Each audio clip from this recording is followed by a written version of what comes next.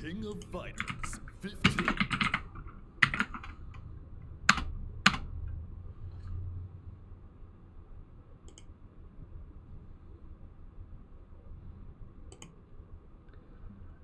Bum bum bum bum bum bum bum bum bum bum bum bum bum ba da. Registration.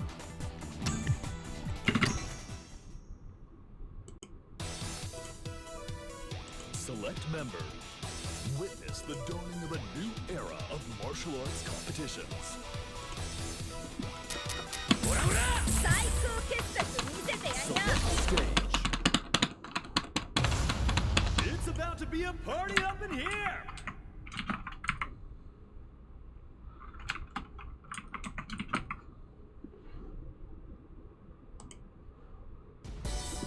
Bum bum bum bum bum bum bum bum bum bum.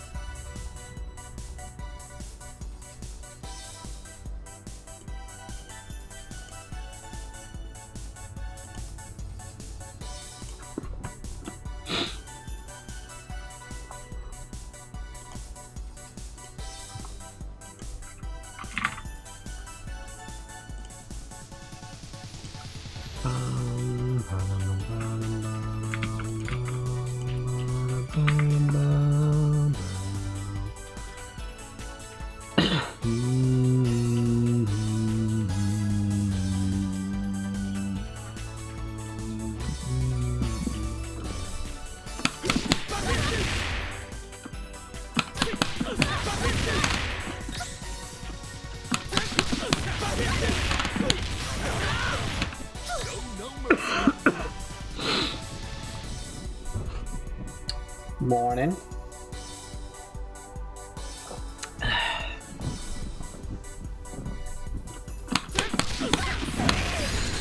It's not combo.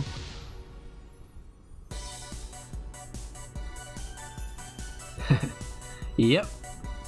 I have reported his channel many times, and YouTube won't do anything about it, so.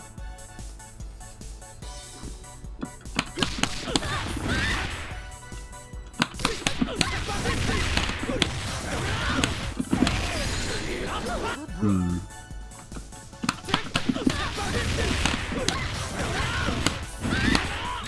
combo!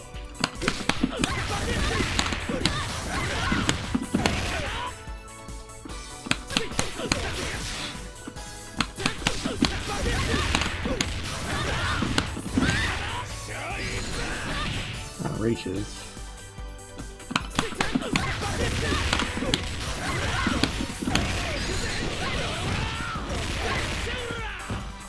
$477. That's more damage. Well, he doesn't understand rollback.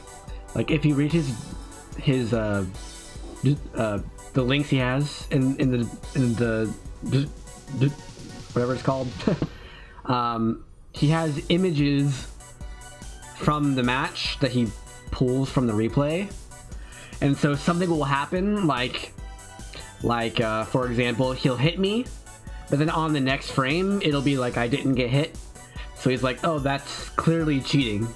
Or it'll be like the guard gauge doesn't work properly, or the meter doesn't work properly, or the life doesn't show properly, and those are just artifacts from the rollback system.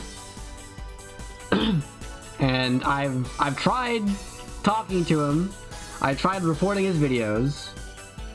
I even made a community post about it when he first started doing it, and nothing's happened. He's just completely ignoring me. He just doesn't know how the game works. And so when something happens that he can't explain, It's cheating. Alright. So this combo is this.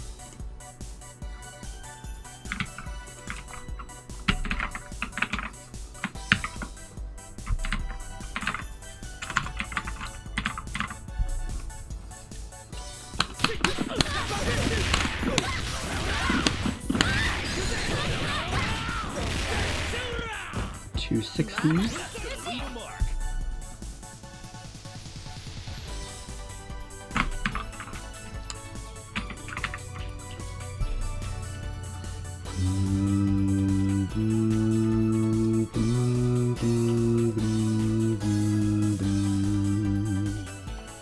Yeah, it's just superior in every way, so don't do that combo.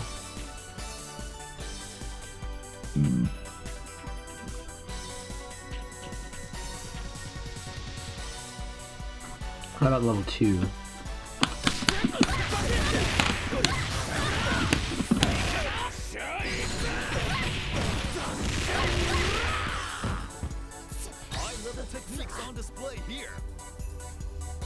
Ah, that one is less damage but more stun.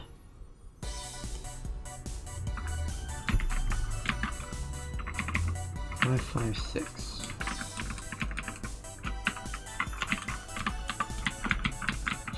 So you probably would go with the damage because you're mid-screen.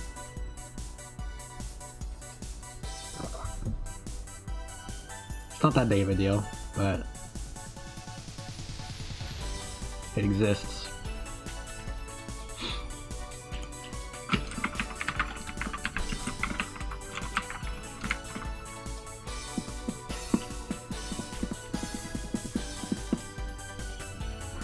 The 4-bar. Actually, does the 4-bar even work? This is. It might not work.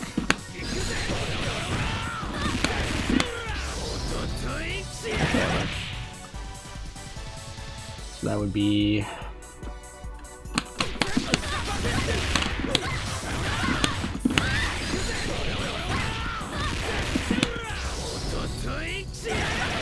Same stun, 646. They're in the zone.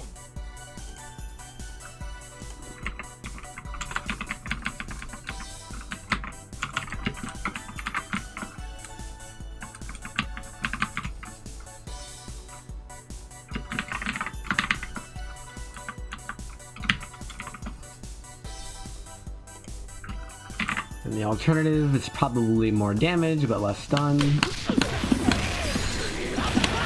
Instant, please.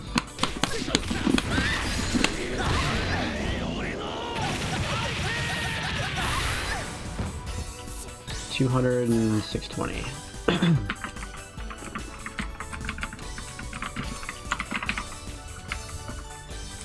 It is less damage apparently, unless the timing matters.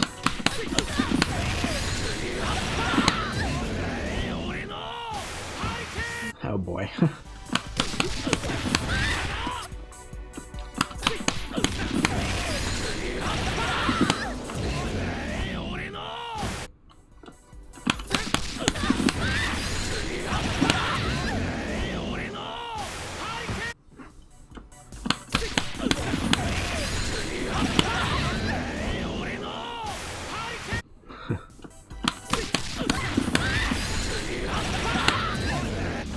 Try out the super.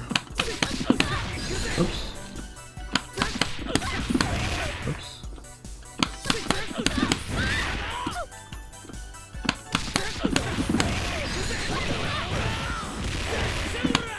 What?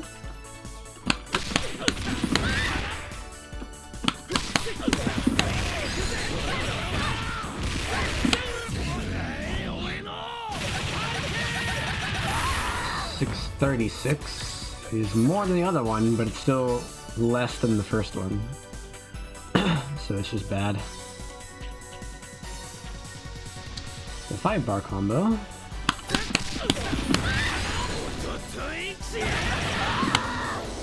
Okay.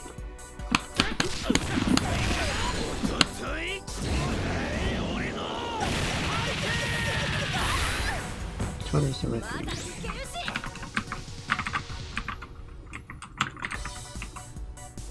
And the other combo would have been that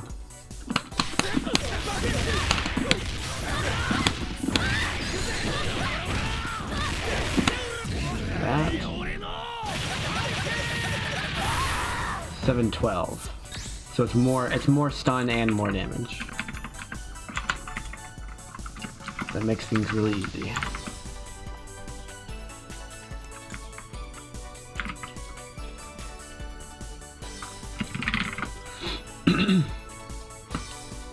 Now the hard part is figuring out how to spend a non-whole number amount of meter. Because his EX combos with this. It ends with that. So you can't super cancel that for a combo. So there's I guess I just have the DP. It's 80, 70. I'm like, okay. Yeah. So here's idea number 1.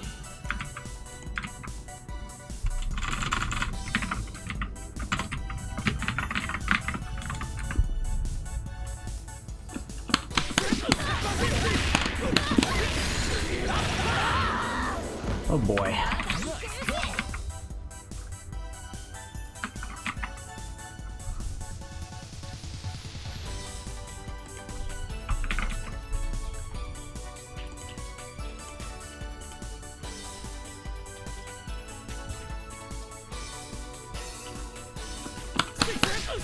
What else I can do?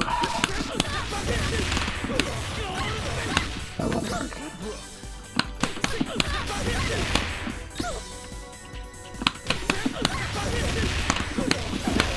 Hmm.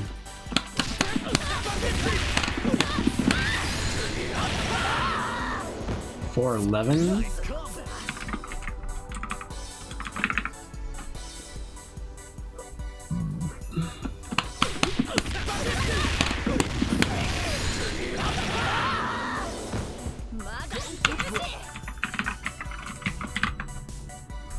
Slightly better. Still really bad, but better.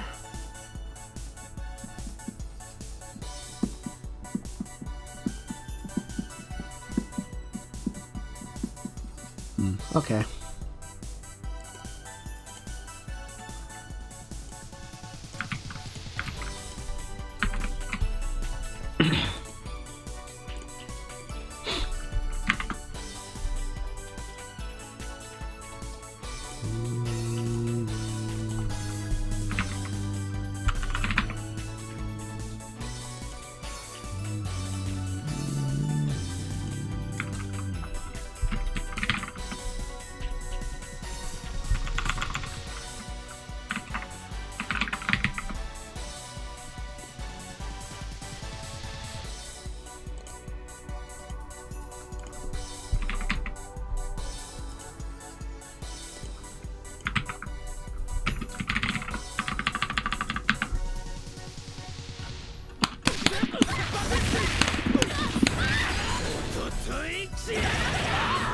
$498.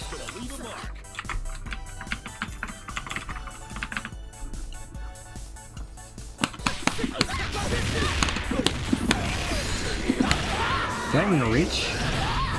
Uh-oh.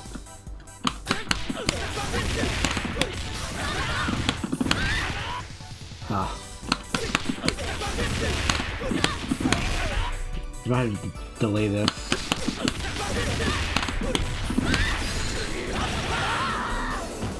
Yeah, it worked.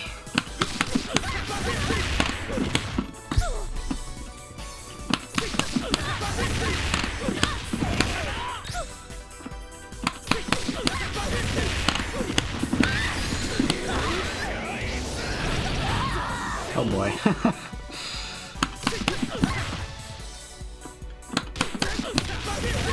Might have to switch to super order, which is less damage.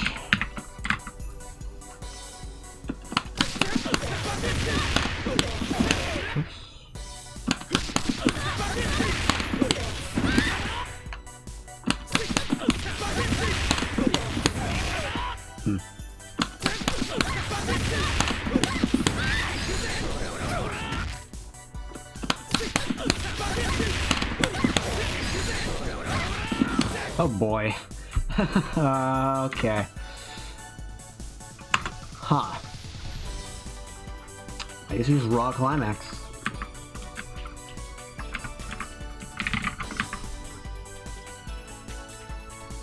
The AI is recommending Kazuya for Tekken beginners. Well, looks like the AI has a long way to go.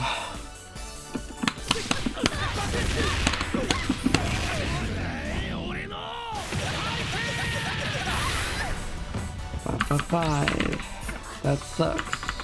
Don't do that.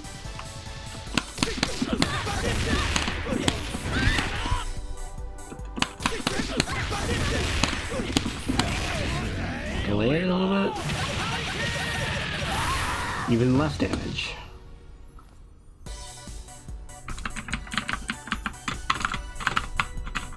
Okay, there's gotta be a way to spend 3 EXs that I'm not thinking of. That works. 365. That's less damage than the super.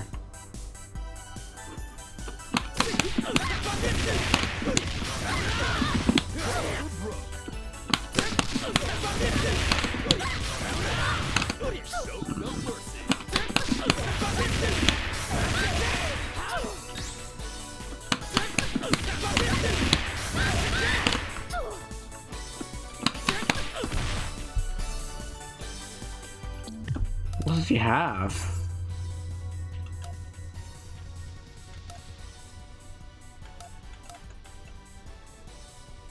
That's it.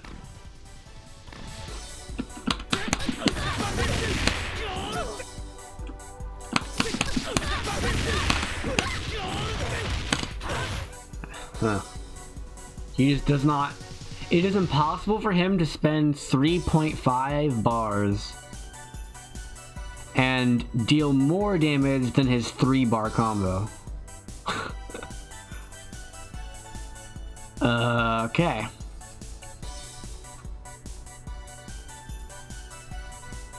I'm not aware of a way to do it, at least.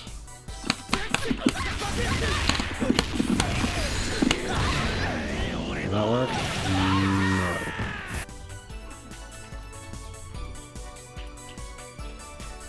Which means the same is probably also true of his 4.5.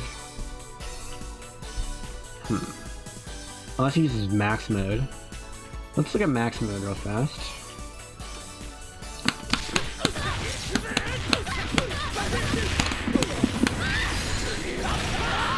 That's 2 bars for 440.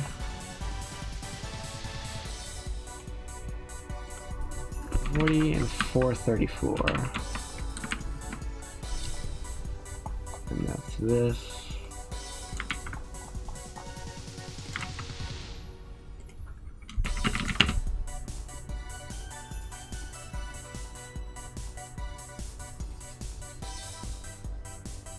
Correct. Only EX moves and Shatter Strike. Oh, Shatter Strike. Shatter Strike costs 1 and then refunds half of 1 if it hits.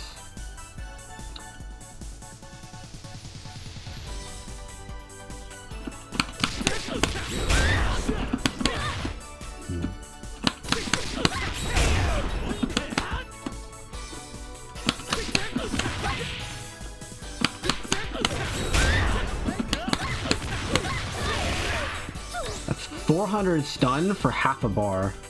It's pretty dang good.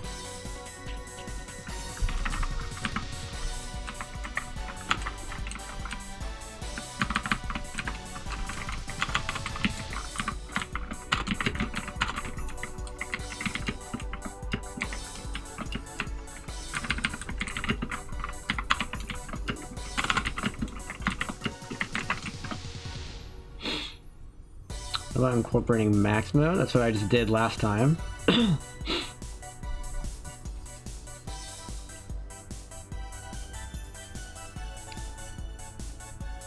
no way to get... You can do this, right?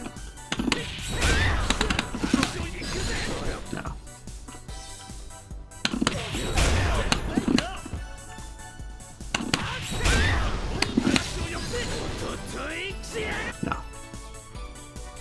For the uses of meter, you have EX moves, which cost half, Shatter Strike, which costs 1, but then refunds half if it hits. You have supers, level 1 supers, guard cancels, level 2 supers, level 3 super. And that's it. And max mode is 2.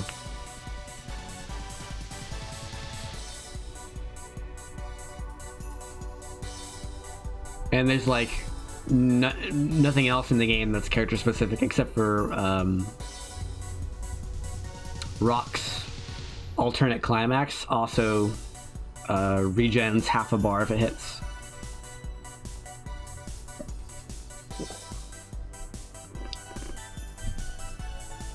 And there might be a move in the game that sucks the opponent's meter away, but I forget what it is. Off a stand guard cancel. Can I combo off of a guard cancel? They removed all ability to combo after a guard cancel.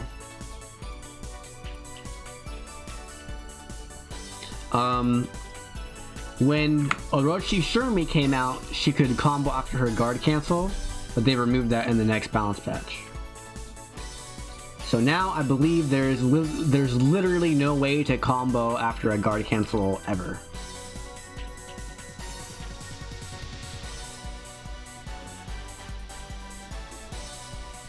Guard cancels when you guard. That guard cancel.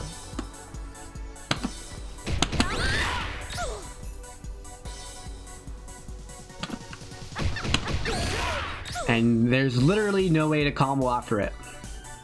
It does 5 points of damage, which is 0.5% of their life bar, and knocks them away.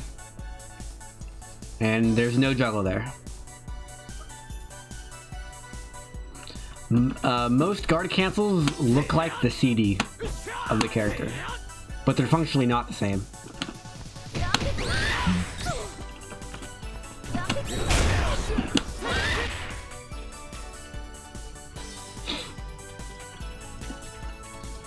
They're just ways to get the opponent off of you. For the most part, they're guaranteed. No, you can't guard cancel into anything. You can guard cancel roll. Oops. You can guard cancel roll. Roll backward. Or blow back. And there's no exception to that in this game.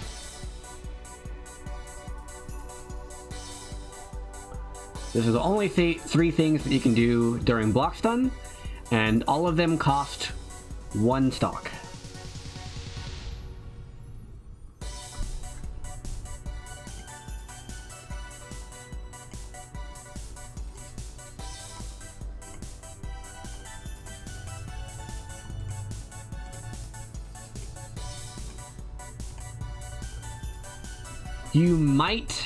You might be able to combo after a roll, but it's not guaranteed. So, like, if you think they're gonna cancel their attack into something, like that, that's punishable, right? Let's say they do a non-punishable move. Like this.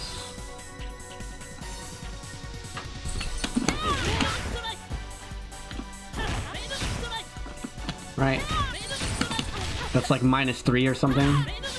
No way I'm hitting him at -3 from that far. But if I do this, I might be able to. Bam!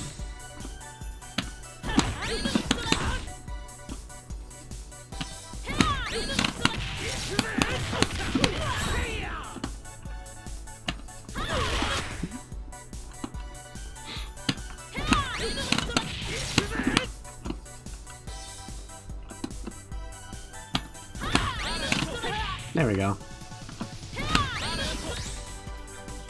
Any punish leads to a full combo. That will depend on the character That'll depend on your distance.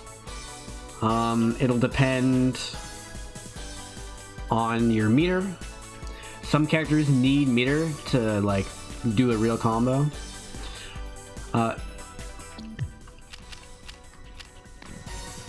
Basically every character in the game can do like 2 or 3 lights and confirm off of that.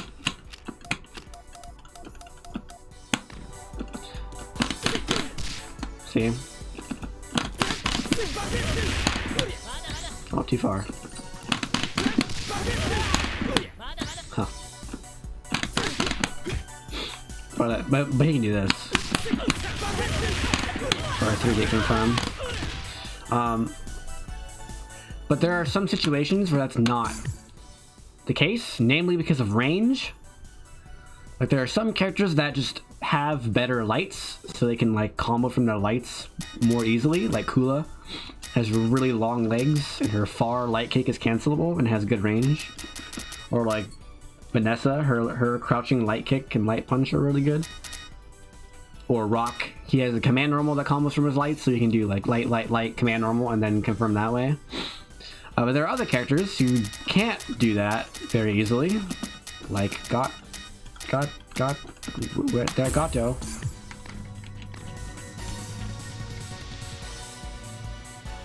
Like Gato, if he lands a jab from out here, he gets this, and that's it. And he can super this, but that's pretty lame compared to what he gets off of a heavy. Oops, wrong move. See? And it's even more lame compared to what he gets off of a heavy in the corner. Oh, wrong move again. What's that? It's light punch. This character's weird. What? No, that's not it. What is the move? That's the mid-screen. Oh, it's this. It is that, I just messed it up. Okay. There we go. He gets 300 for no jumping in the corner and no meter. If he does a jump in, it's crazy.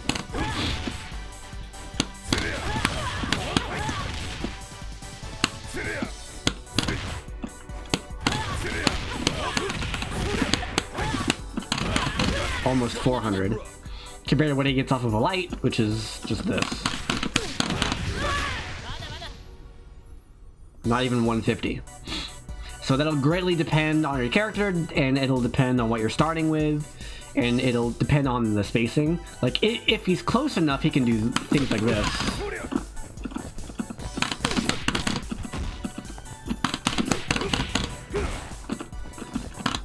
I don't even know like what you would do here. I guess the EX version. There we go. This is, I don't even know. I think it's borderless because I can like click out of the game and it doesn't go away.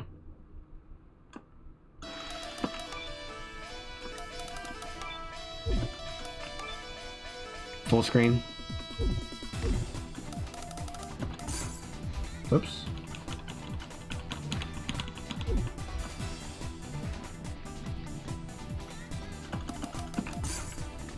Registration.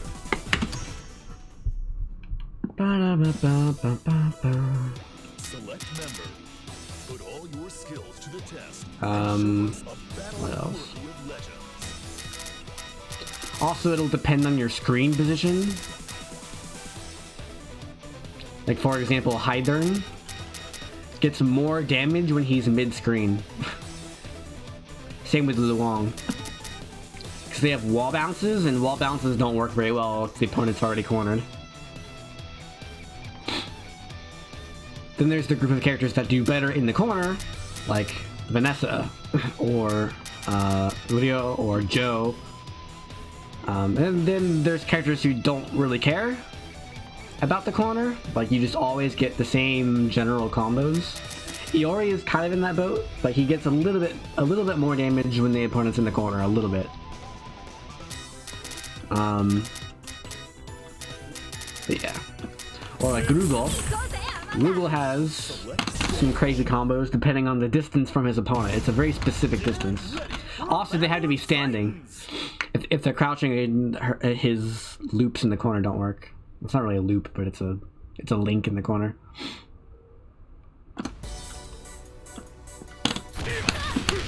I'll move. Backward and kick. That. Boom. And if they're not standing, it doesn't work. And if they're too close,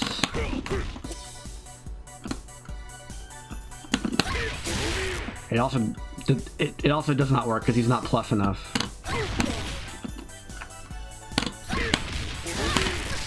Nope, that one worked. I like this.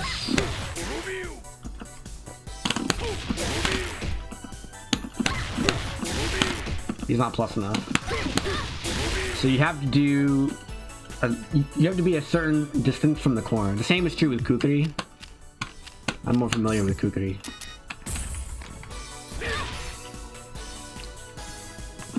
So if I start here, I can do that. But if I'm a little bit further away, like this, I can get that, which is better. But if I'm too close, I'm not plus enough for anything.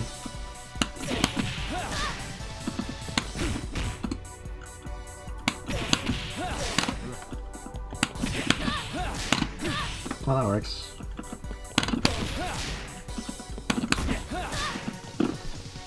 Obviously, I don't know the spacings for all the bad ones. I know the spacings for the good ones.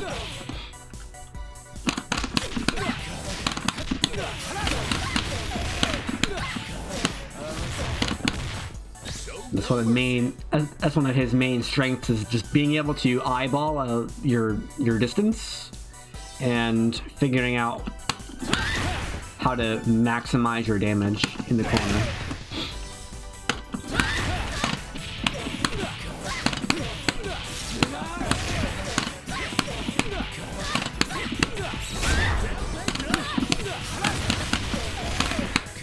Oh, I dropped it.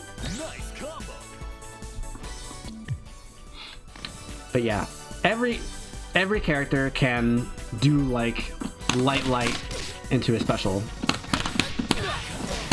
Some characters get more. Some characters get more if they have more meter. Some characters get more if they're in the corner. Some characters get more if they land a heavy, etc. And there's a couple of characters that have trouble hit confirming their heavies, like Darlie. Most characters can just do like heavy normal into command normal and then cancel the command normal.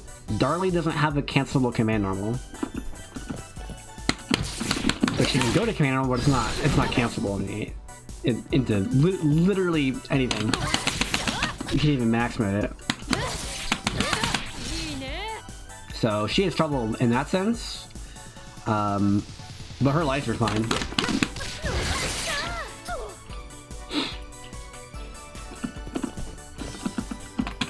So, your ability to confirm has a baseline where, you know, every character can do light special, but depending on what character you play, you'll have strengths in certain areas that makes it better or easier to confirm. And typically, your really low tier characters in this game struggle to confirm from far distances. Like Darlie, she can't really... She can't stand this far away and do a 2-hit confirm. Oh, that one was barely in range. But even then, you don't get the combo you want, which is this one.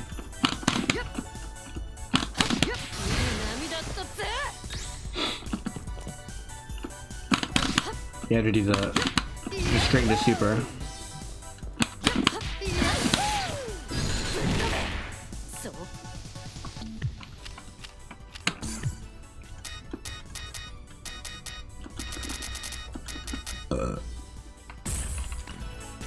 Leona too.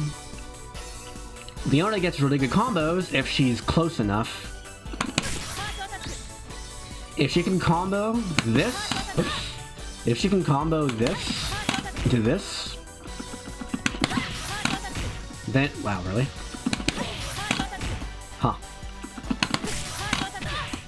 If she's close enough, she can do this, and that's a good combo because then she gets the whole like loop here, like that.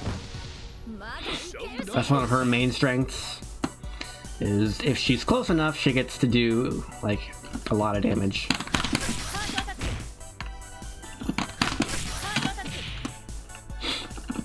But if she's too far away, either that doesn't work or that doesn't work.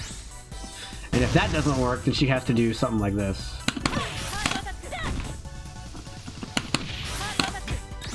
Which is just not good.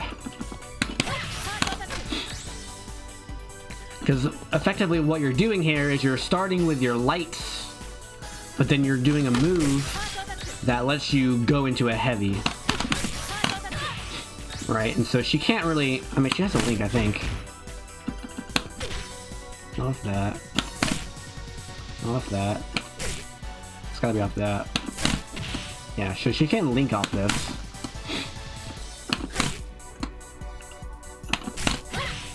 But to hit confirm, it doesn't work because you're. Oh, it does work.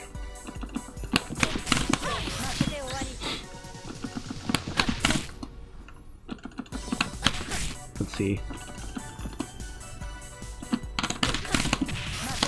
Yeah, you're not gonna combo. That's way too far. But anyway.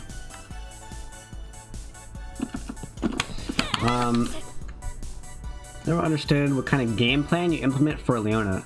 Her general game plan is the same as every character in the game, but she has several things that make her her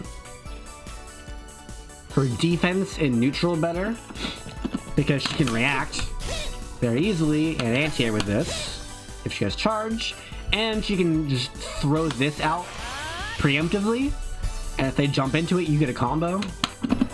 Oops. Ah.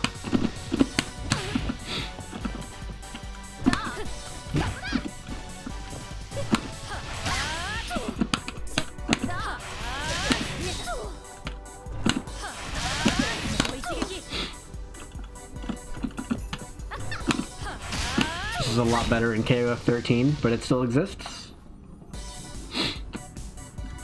And if the opponent is playing too passively because they're scared of your defense, well, then you can do this, and now you have offense again. Don't for Street Fighter 6 looks over Street Fighter 5. I mean, who doesn't? Oh, you don't. Interesting. Huh. No comment.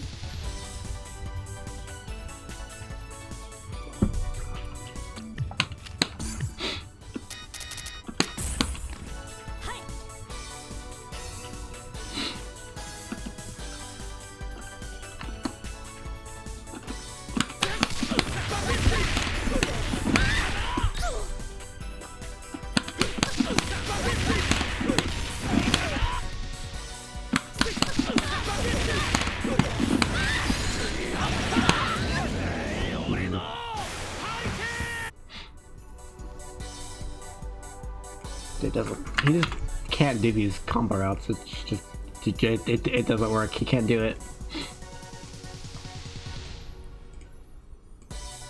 Not that big of a deal, honestly. You don't play Joe for his mid-screen combo damage.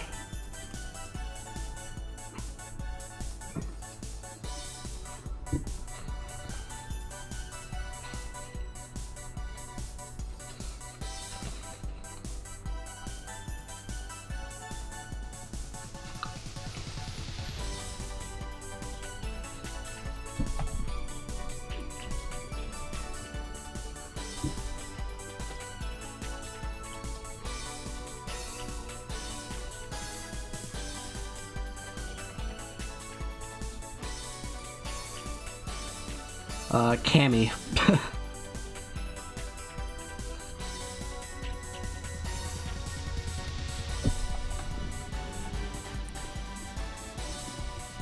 It's really hard to say because every character so far has been twisted from their, or like, has changed pretty drastically from their previous iterations. Like they made Chun-Li a stance character.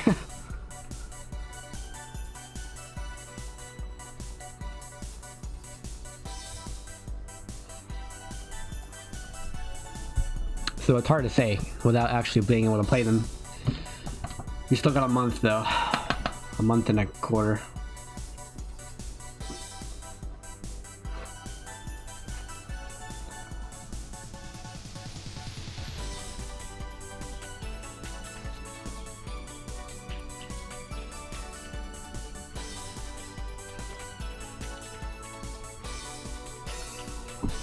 And the demo that comes out on Wednesday only has Luke and Ryu in it, so...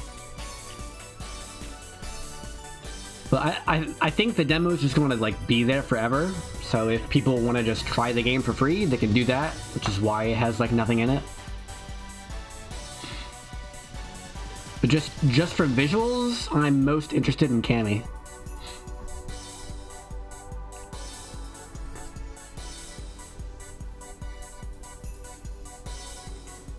I think Hooligan, like,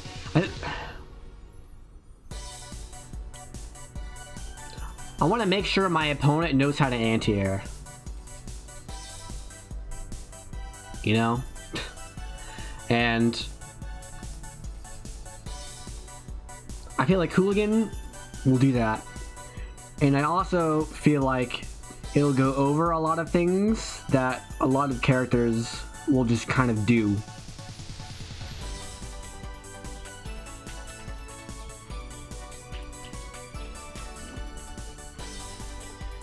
Let's look at this Shatter Strike again.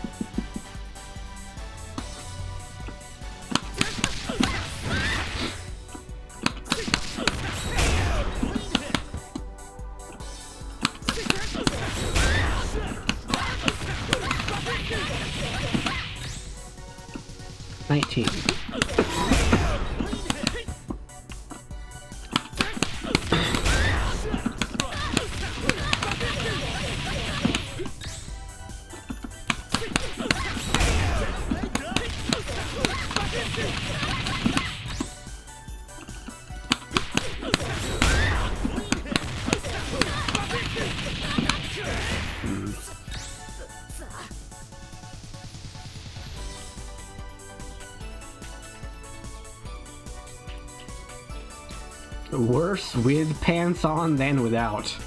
Okay. I mean, sure. Who isn't, right?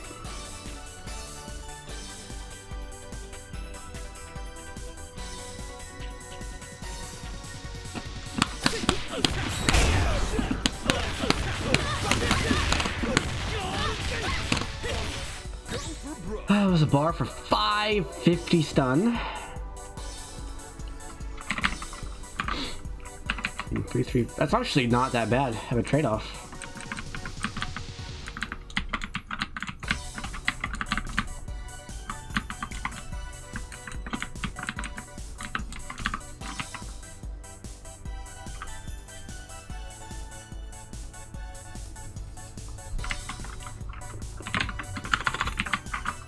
Honestly, this is not... I think you might play this way with Joe. If you land a hit mid-screen, just use Shatter Strike. Put him to the corner.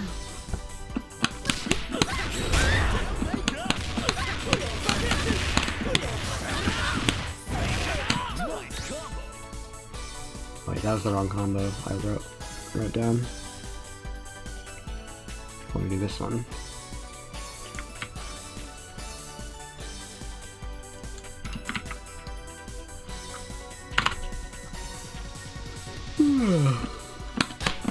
Run.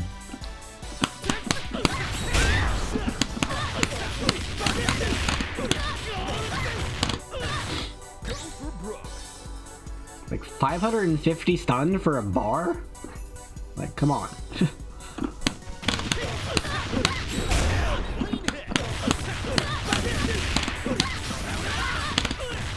Like, holy moly.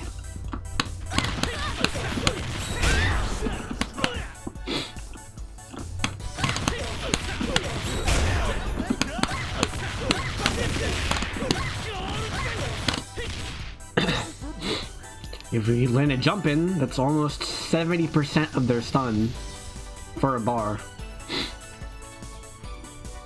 And you push them to the corner from half screen. Like, I started in the corner and I ended up half screen.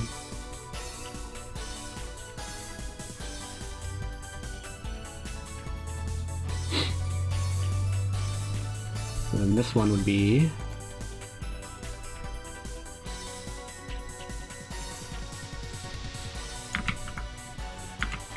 listen to this.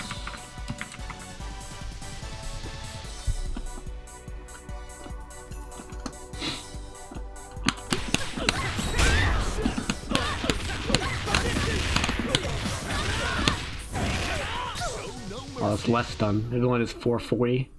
Because EX moves don't deal stun.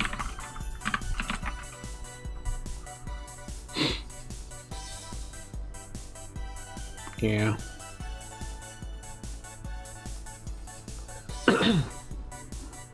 Well, what else would you do here for... I guess just super.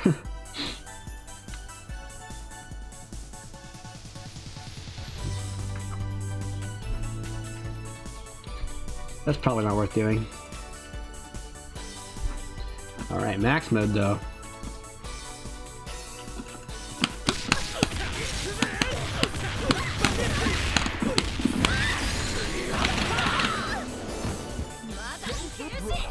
.440 and 434. But you can also shatter.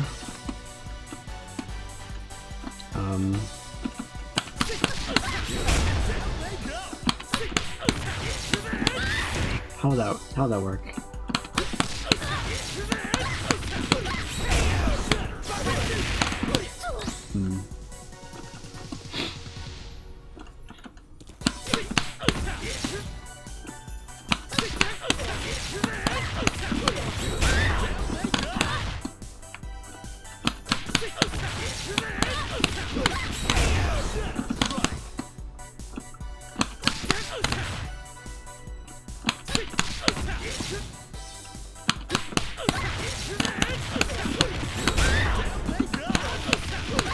And that's enough for an EX as well during the... Okay, cool. This is a 2-bar sequence.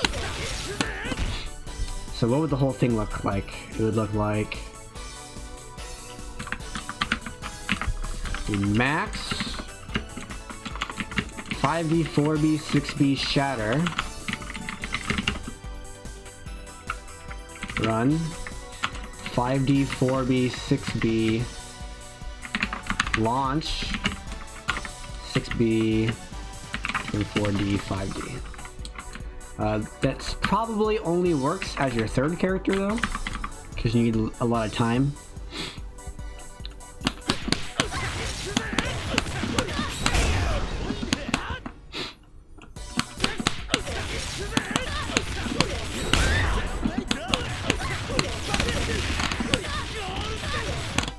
That does 730 stun for 2 bars, mid-screen, and 361 damage.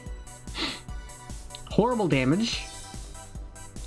He can do over 100 points more damage by just doing this.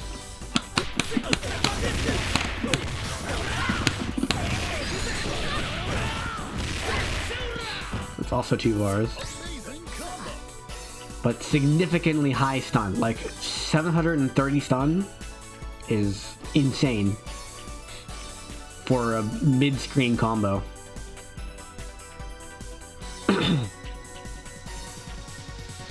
What if he's second though, is the thing. and not third. Yeah, that's a lot more restrictive. You can't do the EX there anymore. You have to just go straight into it. So that would be... Let me put him on first character mode.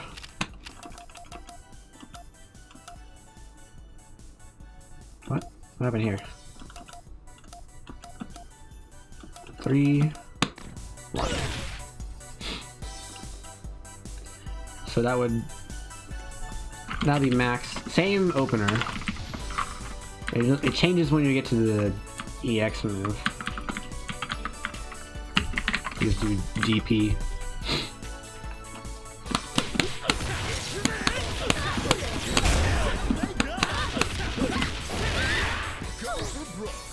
$580 through 8.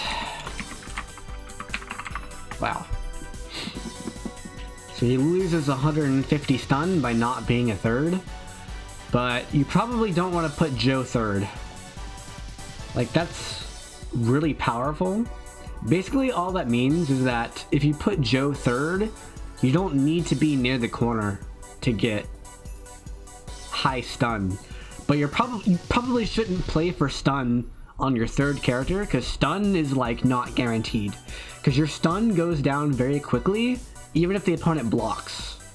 Like, you have to hit them again quickly as soon as you do your stun combo.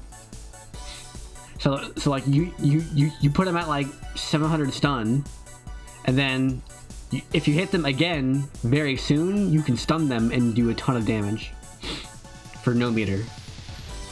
That's the goal of a stun archetype, is if I hit them twice in a row, they just die, and I get to keep all my meter. Whereas most middles and points, you build meter and do good damage, or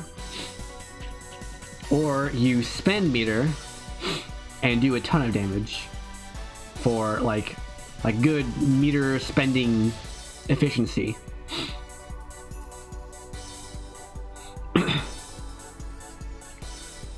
So when you put him third, it's like, why would I want to hit them twice? You know? When I could just hit them once with a real anchor character and kill them. Like, yeah, if you hit them twice with Joe anchor, they die. But good anchors, you can hit them once and they die.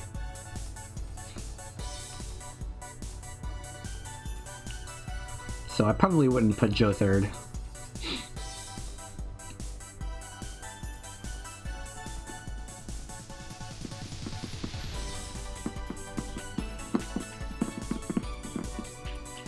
Okay.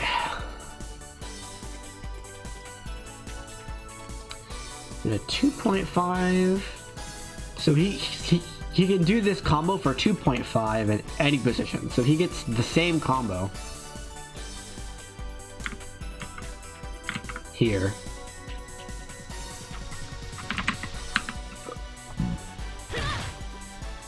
Gets this.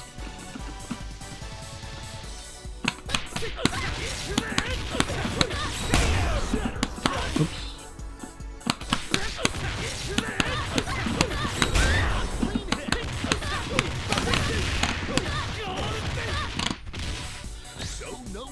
$730 and $361.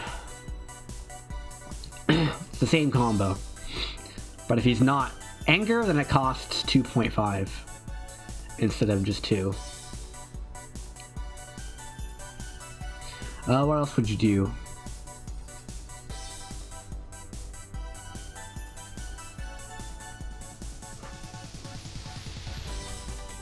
What if I'm third?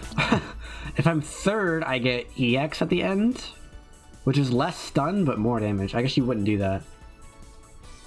So I guess there's nothing else to look at here. What does this look like if I'm doing 2.5? Oh, there's no way to do 2.5 there.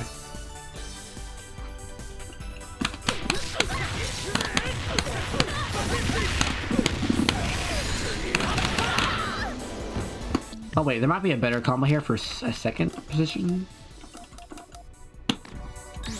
for 2 bars. So if I do...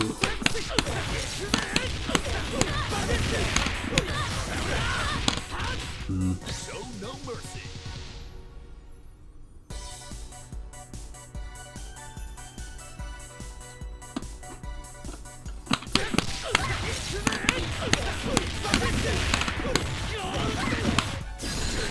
No.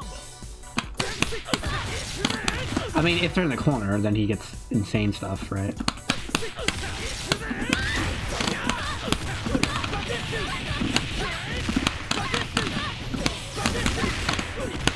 Right, like he's a freaking monster in the corner.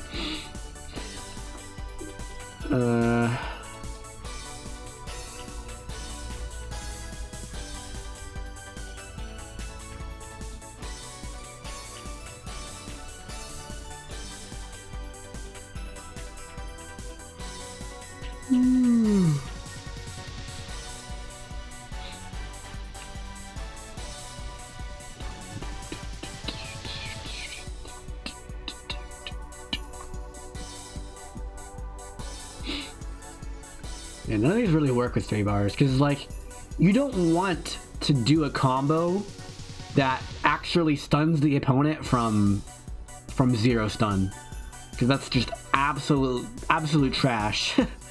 It does no damage, and you're using your stun immediately, and the combo scaling does not reset when you stun them. So your goal is to put them as, like, high of stun as possible, but not stunned, so that the next time you hit them with a move, they get stunned.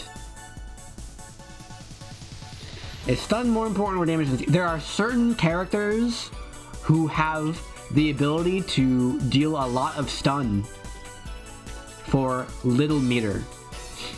And in those cases, then you have the option to prioritize stun over damage, so that you end up doing more damage total over the course of 2 combos than you normally would. Like, for example, let me go to Kukuri here, because he's who I know better. So, for example, with Kukuri, his max damage combos are pretty bad. Like, I can do things like this.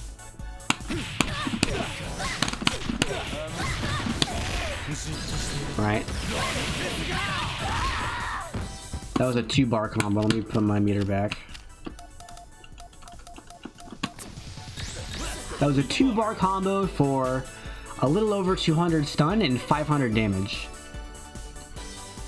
But I could double my stun output and slightly reduce my damage. So my damage was like 495. This is what happens if I sacrifice a little bit of damage but get a lot more stun.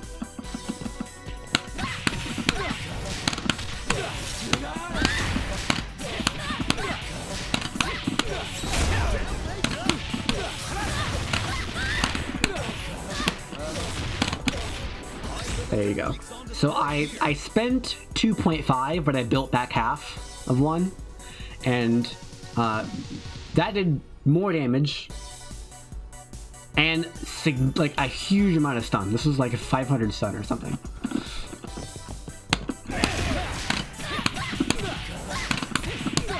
This is a 1 EX bar. Oops, I missed a move. Let's see. But like, the goal is to kill them in 2 combos while spending minimal meter.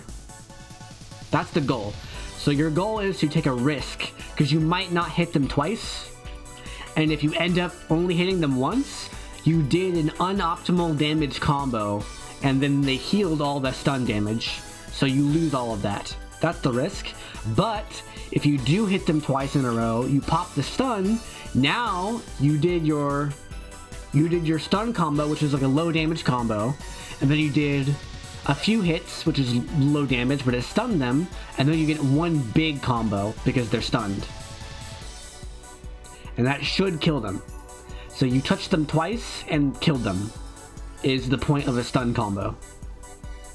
Or is the point of playing around stun more than damage?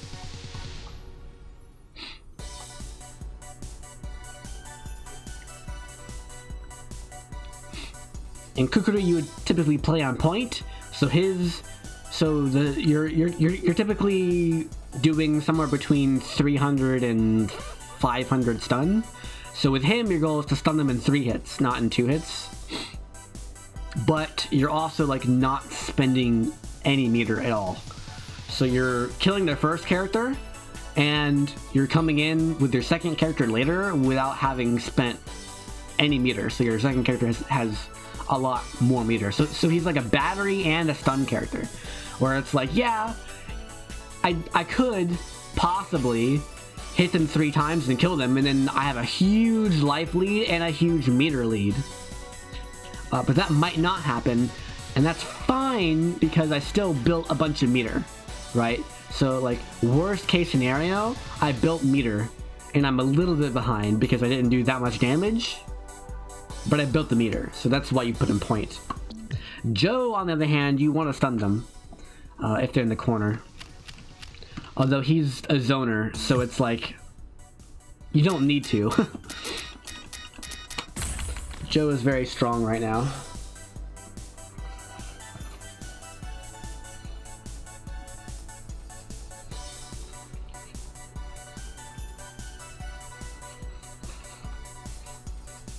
Like, his ability to stun in 2 combos is like extra. He does not need that, but he has it.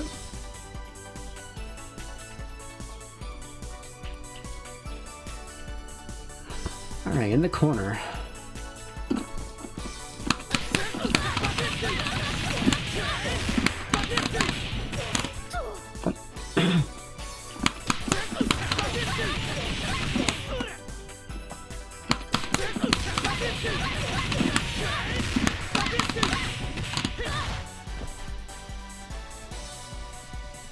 Dumb Lucky Chloe, who only blocks and throws. Can't figure what my rewarding lows are as Lars. He has his stance low. I have no idea what it's called. It's basically a double sweep. The thing is, that's how Tekken is designed. If you just block, you're very hard to damage. The thing is, you might occasionally do a bunch of like down 4s, you know, down right kick, which is a very fast, unreactable low that does little damage, but if you do them enough, suddenly the opponent can't just block all the time. They have to start crouching or low parrying or hop kicking. And as far as the throws go, you should be breaking throws on reaction, because she's not a grappler. Just break her throws.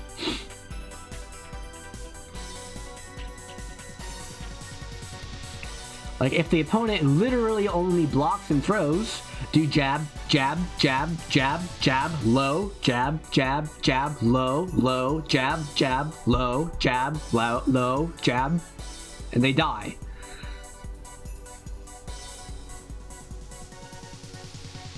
Make them do something on defense.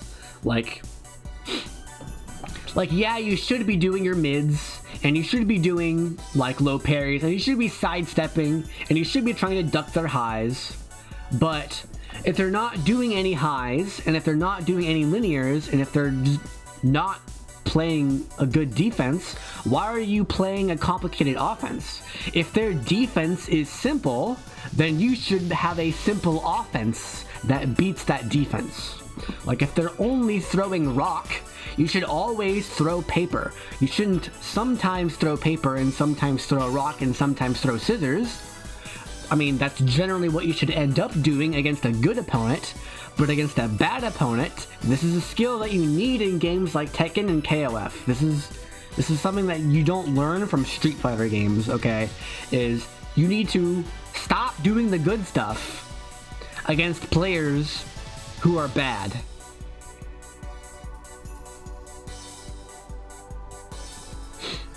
I'm struggling to get out of first dance, so I can't break throws. There's a lot of things wrong with that sentence. First of all, what does your rank have to do with your ability to break throws? Does your reaction time suddenly get better the higher your rank is? I don't think that's how it works.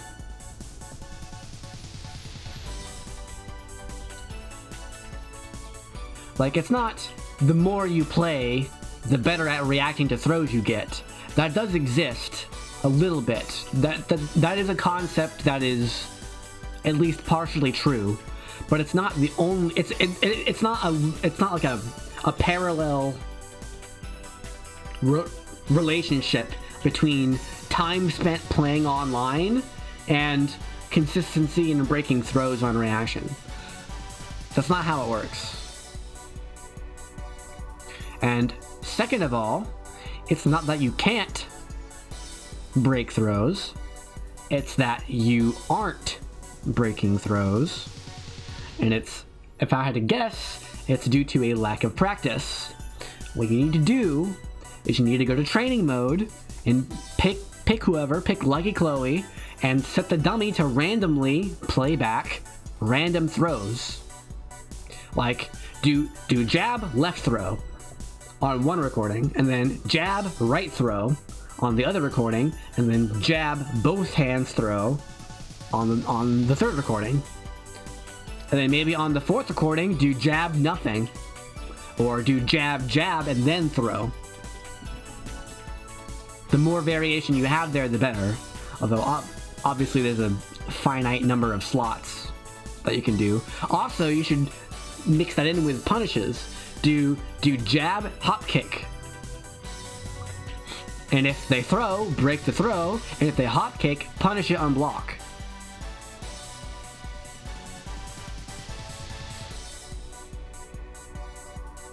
Right? This is how you improve. And you should be doing this.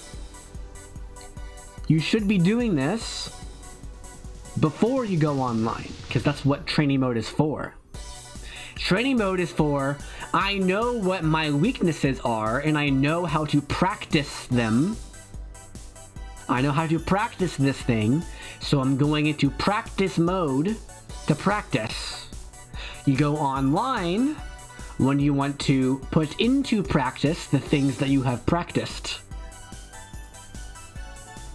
And maybe you come across a player that beats you, and you're like, I need to find something else to practice. And you learn what to practice through experience, through watching your replays, through watching high-level gameplays, and just through general critical thinking about what hits you. And what's the word? Not retrospective. Hindsight. What's the word? Through hindsight. You should be doing all of it. Now, obviously, you have to balance them. Like, if you've ever played like a management game, you might have one thing that is very efficient, but you have diminishing returns, and another thing that is less efficient but also has diminishing returns. And so the optimal efficiency is to put most of your resources into the more efficient thing, but some of your resources into the less efficient thing, because they have separate levels of diminishing returns. So as a player, it's like, yeah, practice mode while I have things to practice is really helpful, and going online while I have yet to practice these things is less helpful. But because I'm an imperfect human being with like, I guess effectively diminishing returns on my practice, because I'm not perfect, maybe I should play a little bit of online, but I should focus mostly on practice mode. because I know what to practice, and because I know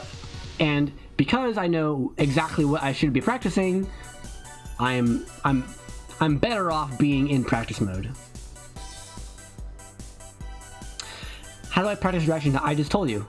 You set the dummy to do jab, left grab on one slot, jab, right grab on the other slot, jab, both hands grab on a third slot, and then if you have something else in mind that you want to react to, like a low, like a snake edge or a hell sweep, or like Lily's snake edge move, any of those, put that in slot 4. Or maybe you want to practice punishing Death Fist. Put Paul in there. Practice it. Some characters can't really punish it depending on the range, but you know. You like utilize all your slots, but if you're overwhelmed, then take some of them off. Like start with left versus right grab, right? And then once you have that down, add slot 3, then add slot 4, then add slot 5.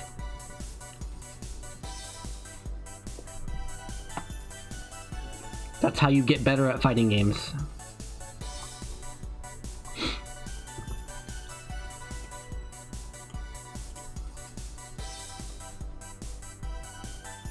And theoretically, any low that is a combo starter is reactable. Like the strongest lows in the game are like double sweep or hell sweep,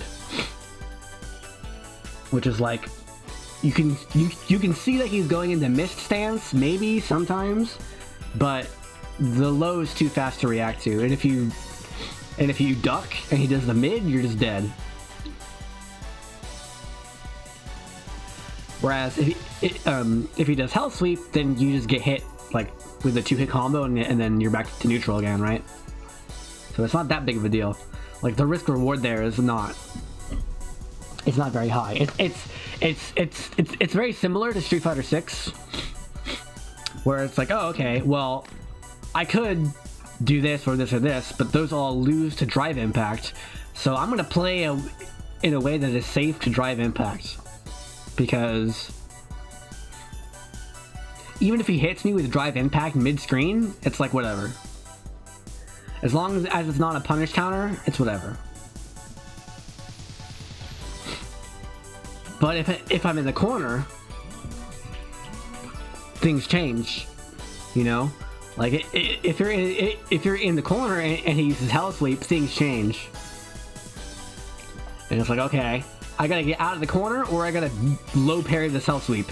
You know, like you need to be able to change your mindset there, because a player will be more likely to go for hell sweep if your back is to the wall.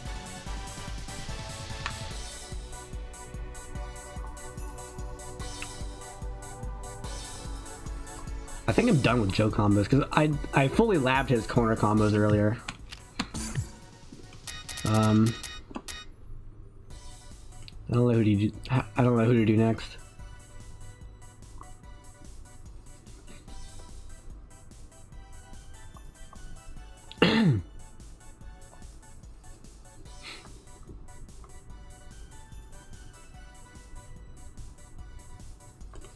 I guess we're learning. I guess.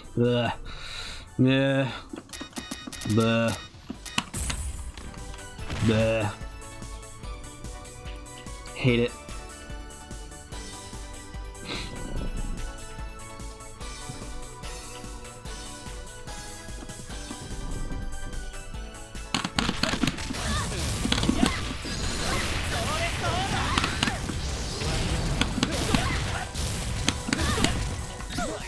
Is Ash the hardest character in the game?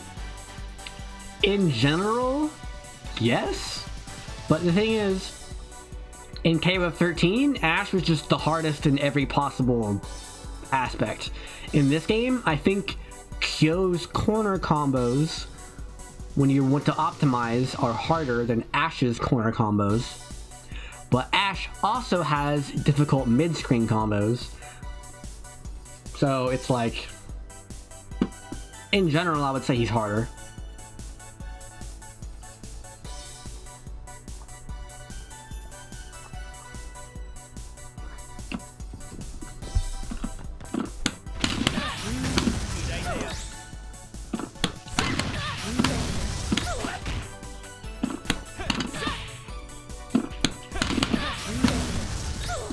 Where's my fireball?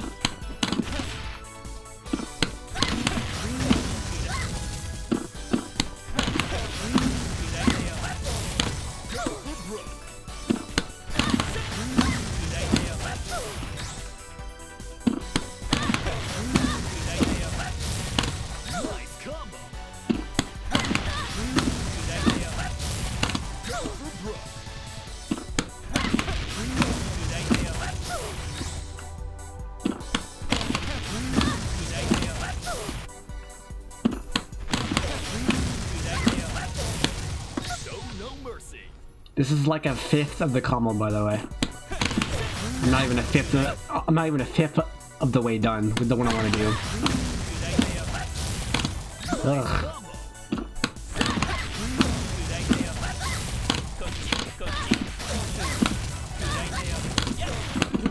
So that's, ugh. How do you even do that?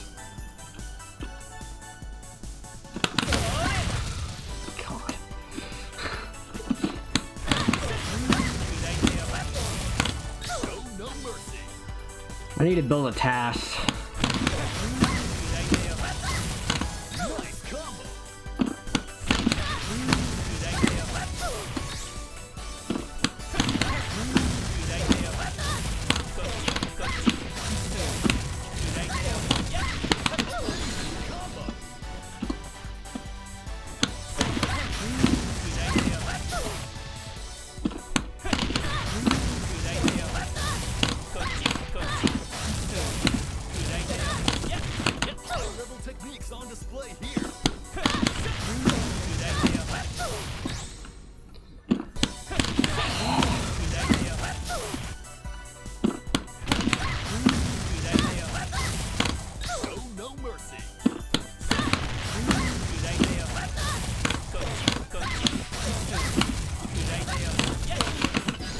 No.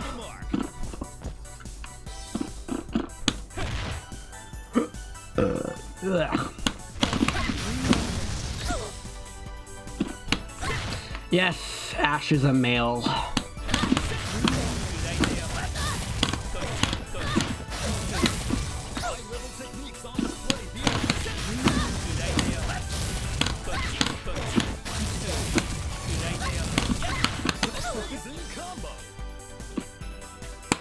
So if I do, let's see.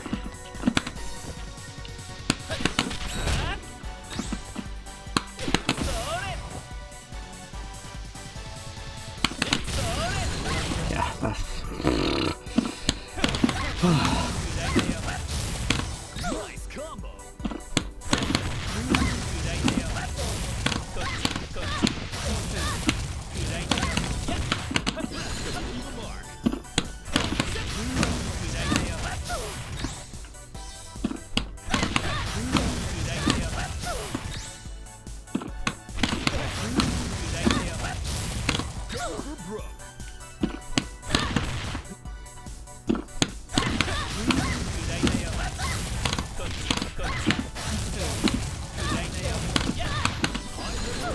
Almost.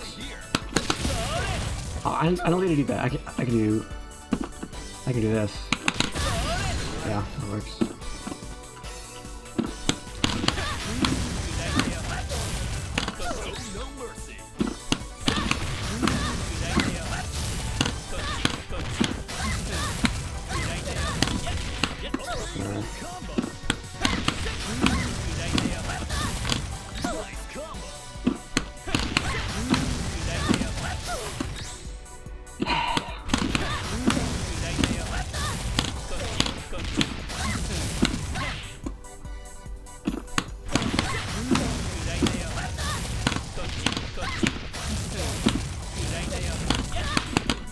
Almost. I'm almost a third of the way through the combo. The hard part is after this part.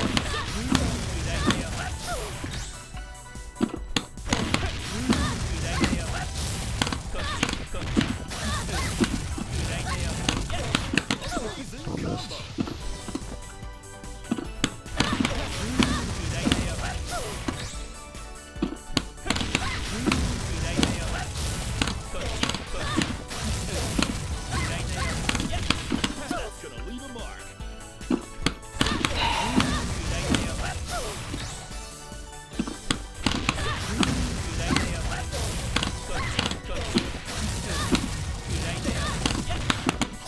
What?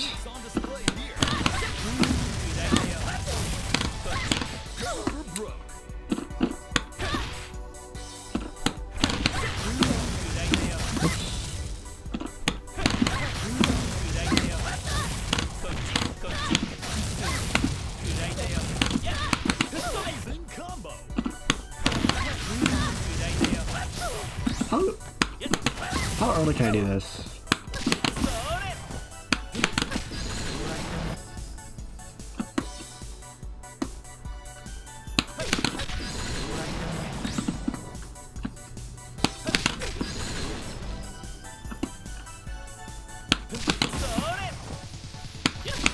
Oh, you can't cancel this on block, I guess.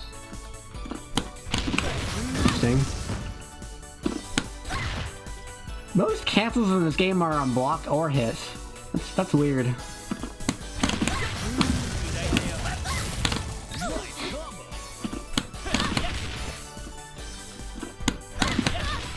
How much stun is this?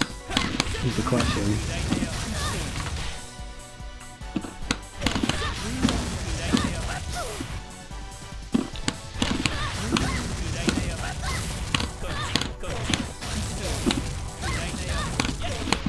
I didn't do that.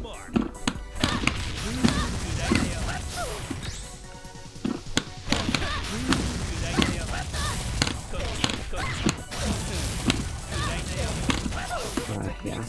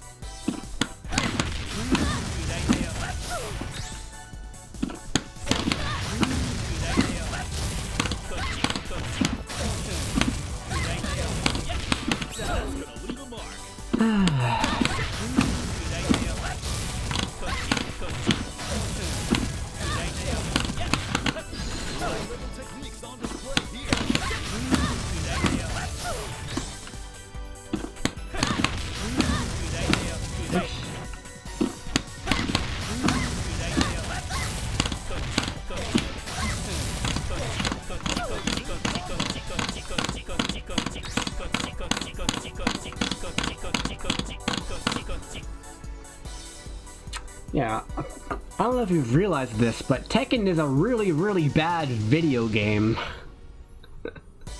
Like, really poor everything. No, I'm using a regular arcade stick.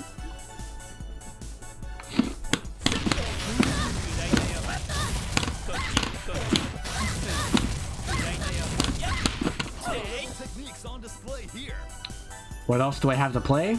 Not Tekken?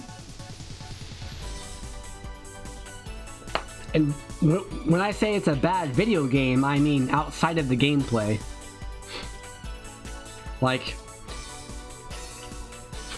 from a video game developer's point of view, Tekken is horrible.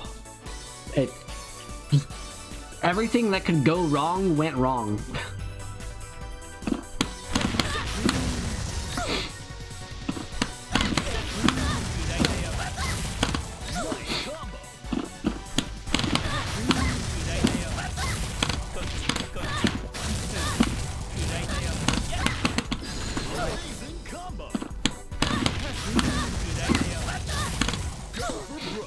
Tekken combos are fun when they're easy.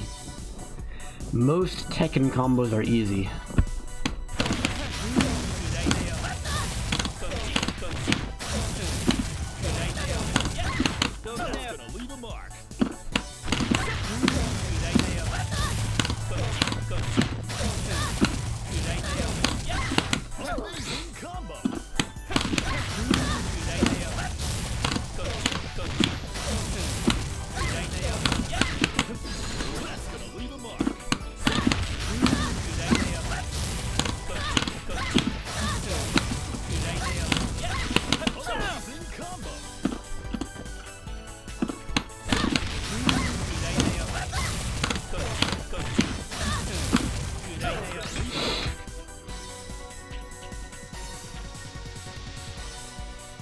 a normal Wind God Fist in the match is pretty hard.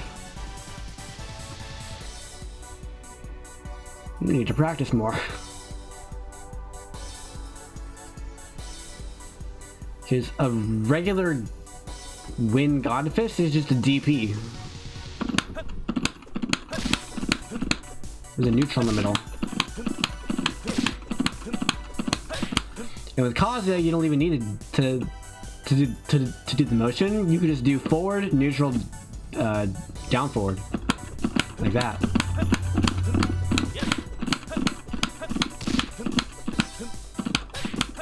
And that's why you don't play Tekken on stick.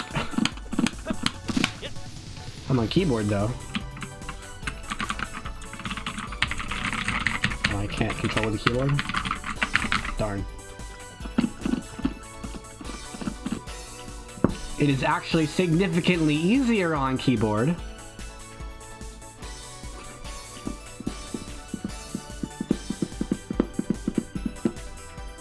Because what you can do is, so you hold, so you see, you hold left, right, and then move your finger from right to down. So on one frame you're going this, on next frame you're holding these, let's see, forward, back plus forward, down plus forward. Is how you would do that on a keyboard. So you're just hold on. That's a weird, yes it is, but it's good because you're using two fingers. You're doing one for the forward, and then you're going from back to down with the other finger. I'm doing it with the wrong hand because my cam's flipped. Like I would do it like this. We're just doing forward, release forward, down plus forward. That's how you would, that's how you're supposed to do it. But that's, especially on an arcade stick, that's really hard to do quickly. Regular electrics are pretty doable on stick. The hard part's the neutral. That was a good one. I dropped 3 frames on that one. We're thinking about Capcom's controversial SOCD change. I think it's the wrong change, but I think the change made the game better. The correct change is to, well,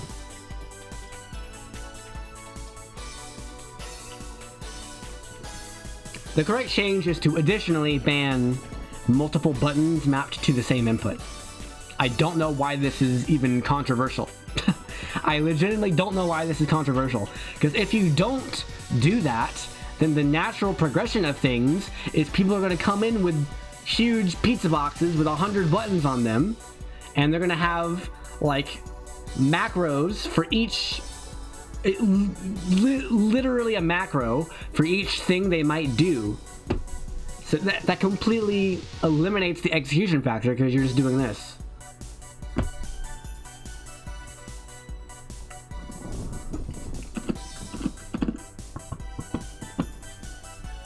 And yes, this is apart from in-game macros. In fact, it's literally impossible for a game to even identify that that's happening. This needs to be a ban on controllers, and we need to have inspections of controllers in order to do that.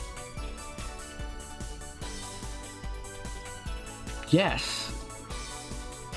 That is the opposite of what I'm saying. You're saying you have 2 different inputs that are mapped onto one button. I'm saying we shouldn't have 2 or more buttons that all point to the same input.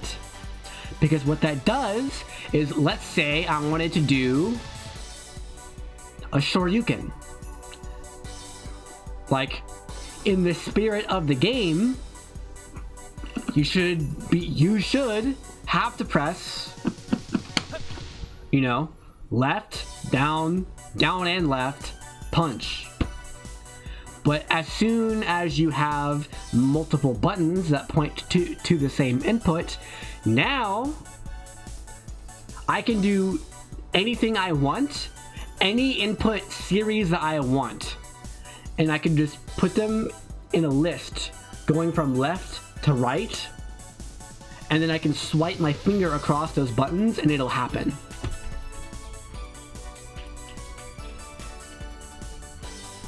Like, say I'm playing the old KoF games and I need to do a pretzel motion.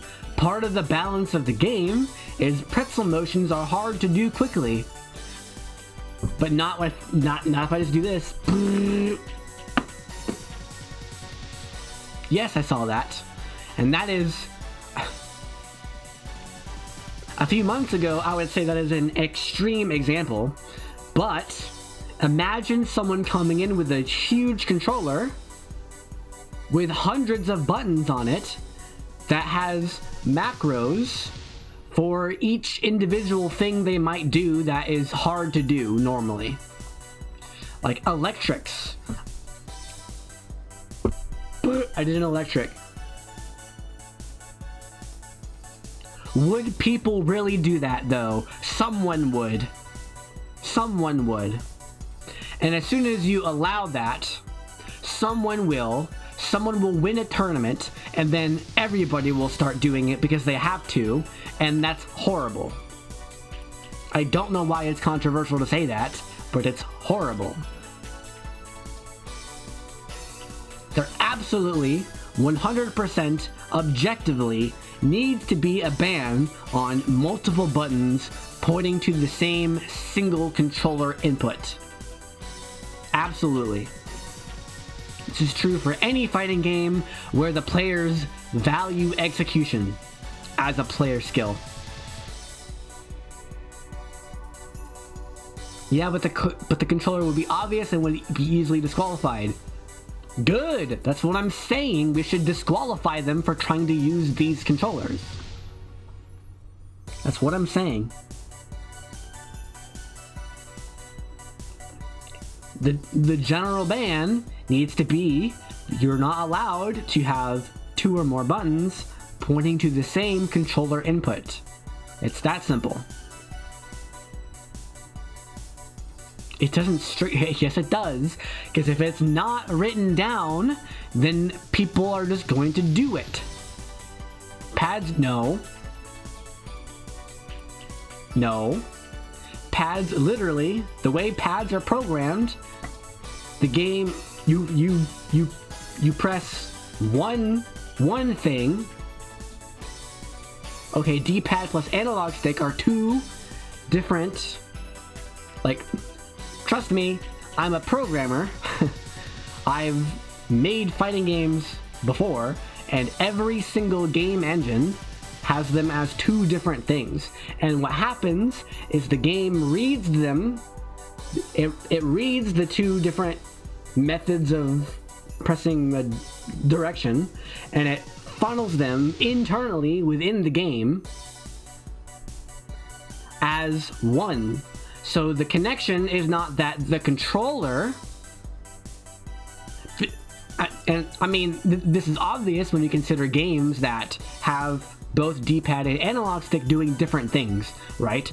D-pad buttons and analog stick directions are different inputs. They are not the same input. However, most fighting games take those 2 different inputs and cause them to do the same thing. It's exactly the same as me doing a light kick super versus a heavy kick super. They're the same move, exactly identical move, but I'm pressing 2 different buttons to get the same outcome. The problem is not in my stick. The problem is not that I have 2 buttons mapped to the same controller input. The problem is that, or the non-problem is that within the game accepts two different inputs, two different controller inputs, and does the same thing on the screen for both of them, which is fine. Which is why you can have macros in a game that has built-in macro function, like Skullgirls. You're allowed to have one button that is mapped to multiple button inputs in Skullgirls. Because that game has a lot of weird multiple button inputs that are possible.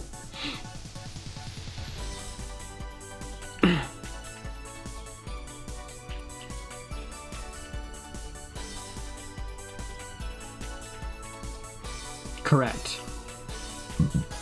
And I'm saying that is horrible. That should be tournament banned. And I specifically say tournament ban because it's literally impossible for you to ban that for like online tournaments. It's not, you can't enforce it. Why hasn't someone thought of this already? Because people are stupid. No, because, man, I don't know. Because it's not a problem yet. Like, the worst example we have is the pizza box. And there's also people who are saying that it's not a problem. Like, let people make their controllers however they want and play however they want. But it's like, when viewing this through the spectrum of what is best for the competitive scene, the answer is pretty obvious. People already say controller inspections even in person are not feasible. I agree, that is a problem. However, speed limits in real life also exist. You're not supposed to go over the speed limit, but people do go over the speed limit. The problem is when they go too fast and a cop sees them and they get pulled over. That's when it gets enforced. So, okay, maybe occasionally someone will come in with a normal looking arcade stick with just ever so secretly they have one of their buttons remapped to be two different, or to be the same input on two buttons, and maybe that flies by, right? But here's the thing: we can choose to not inspect every single device, but then if an opponent is like, my opponent's doing some sus stuff,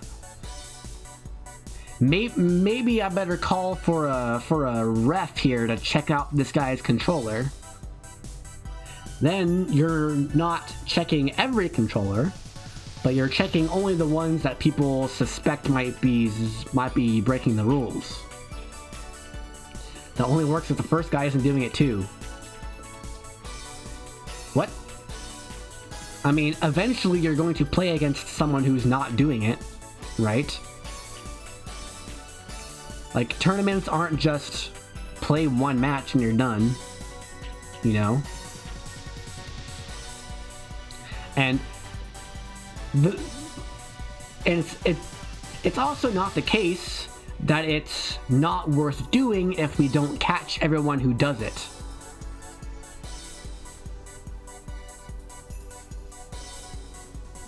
Right? Like, even if we enforce this rule on that basis, even if we do that, and even if we only catch some people doing it, it's still better for the game. It's still better for the competitive integrity of the game.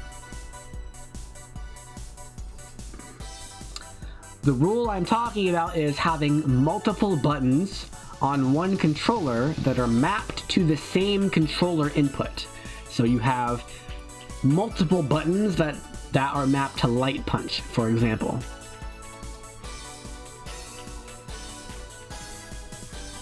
You can, I think, do an electric using the slide, I think.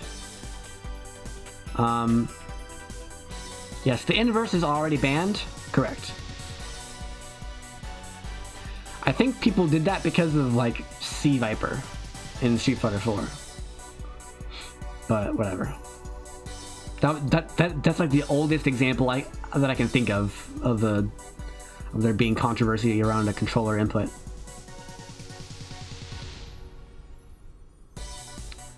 Yeah, that's true. I think electrics might be impossible, but then what you could do is you could have one hand holding forward, right? So you have left hand holds.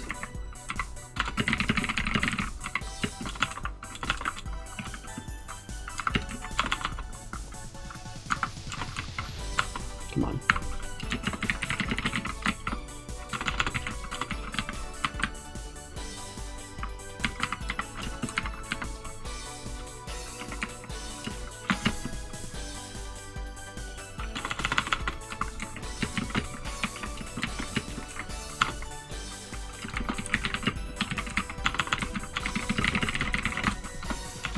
Right? That's how you could cheat that out. At least with the that only works with Kazuya though. That won't work with the other Mishimas. Actually, you could do that with the other Mishima. No, you couldn't. No. So with normal electrics, I don't think there's a way to cheat it out that way. There might be, but with Kazuya, you can just do that. So you hold forward with your left hand, and then you slide between neutral back and forward with your right hand. Or no, that's not even quite right. That should be 5-4-2, not 5-4-6. My bad. Can you assign a button to neutral? No, but you can assign a button. Well, no, but you can unplug a button so it does nothing, right? People do this on purpose to get like forward dashes, like forward, neutral, forward.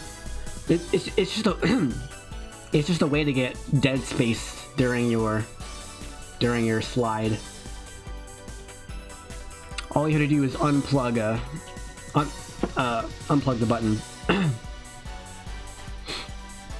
And again, it doesn't matter if anybody will go through the effort, because they might. Someone will eventually, and it'll be a problem.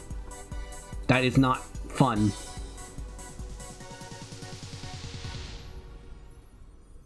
Those weird, yeah, yes. And no, they are practical. They are practical. They are very practical. Like, they're only not practical if you don't practice them. And most people are practicing on a joystick, so they haven't practiced hitbox stuff yet. But there are some people who are practicing the hitbox stuff. Yes. Shifting your, and I mean, that's as simple as moving the button over, right? Like, just move your buttons to a more comfortable layout. And again, you're already shifting your hand to do the slide. You got easier ways to do it. No. It might be slow, but it's very, very easy to move from here and then do this. And the point is, these are going to be primarily used during combos when you know in advance what you're going to do. And so you're doing your stuff down here, and then when the time comes, you do this. So you're intentionally building your macro around points in your combo where you will have time to move your hand. How many people are going to create custom controllers? They already are doing it. And again, it doesn't matter how many. It doesn't matter how many. It doesn't matter how many. If it's just one guy with a pizza box, it doesn't matter. That should still get banned.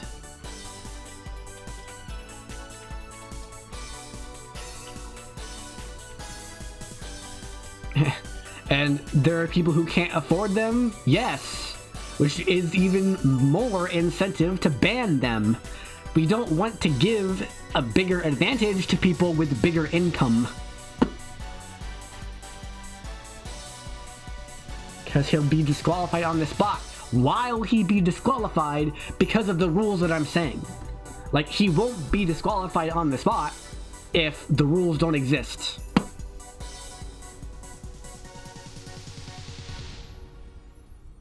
Like, I'm saying these are what the rules should be. Common sense? That's not a rule.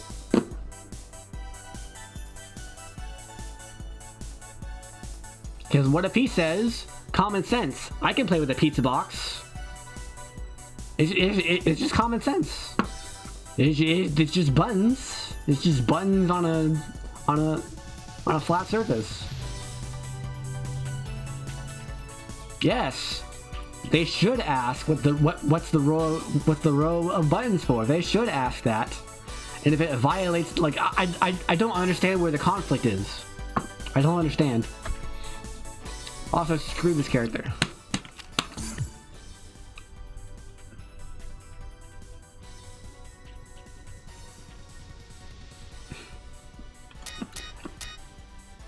Having a controller that can do perfect electrics is banned is not a very good rule.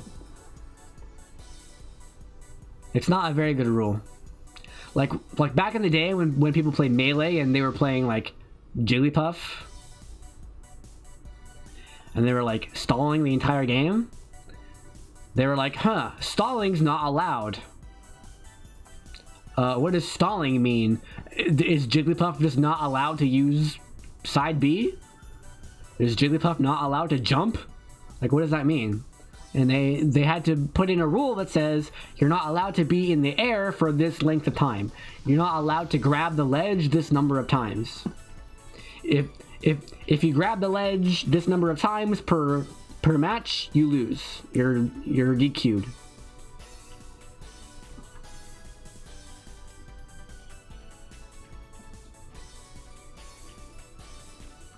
And no, it does not. How many times do I have to say this? It does not matter how many people do it.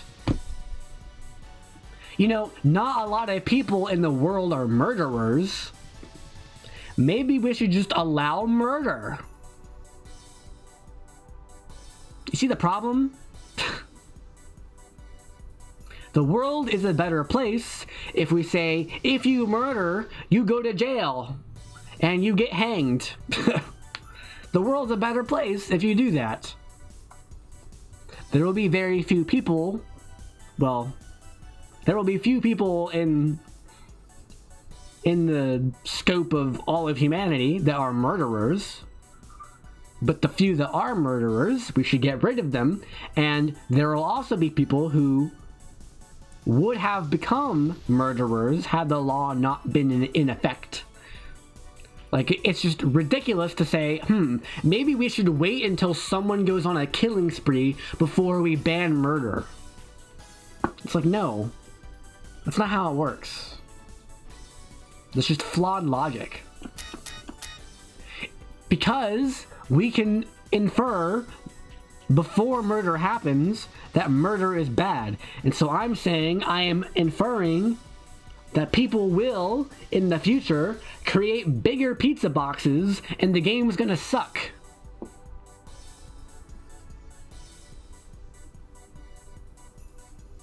No, no. Why would we wait until a murder happens before banning murder? This is not hyper-specific. It's very easy. Just say, you're not allowed to have 2 or more buttons pointing to the same controller input. You have D-pad up, D-pad down, D-pad left, D-pad right, 360-degree analog motion for left and right analog stick. You have the 4 face buttons, you have the 4 triggers and bumpers, and you have start and select and home. And L3 and R3. Those are your buttons. And if you have any more buttons than that are mapped to a specific input, you're banned. It doesn't matter. How many times do I have to say, how many times do I need to say this before you get it? It doesn't matter how many people will do it. I never mind.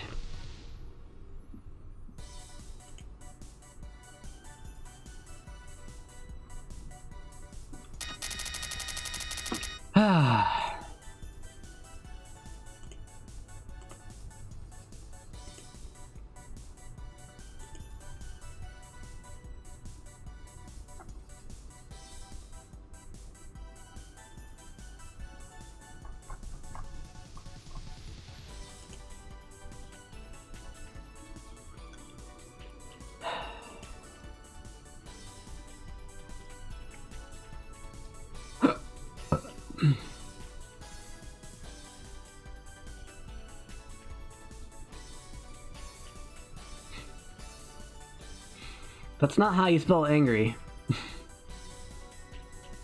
And I'm not angry, I'm just annoyed that I'm saying the same thing 10 times in a row, and then you say the same thing 10 times in a row, and then I say the same thing 10 times in a row. It's like you're not listening. Like it's cyclical logic.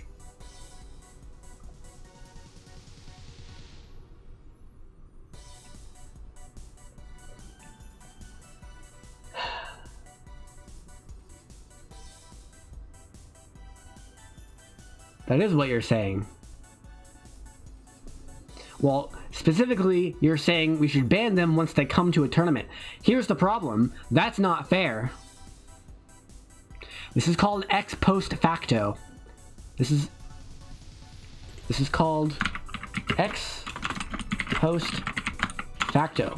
I recommend Googling that. It is a legal term for when someone does something and then that something becomes illegal after they do it. And what this is saying is we can't convict them of their crime because it wasn't a crime when they did it.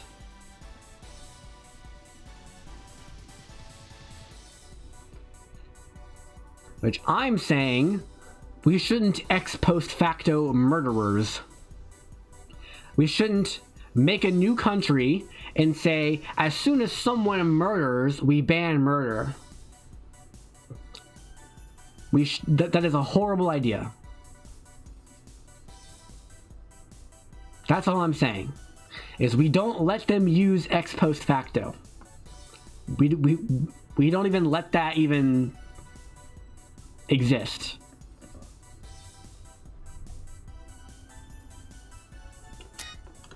It's like a Hawamaru.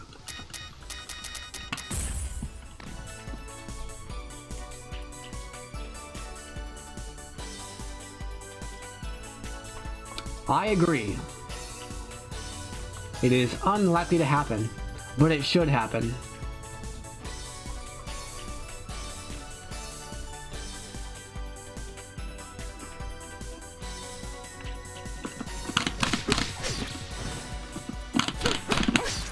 That'd be...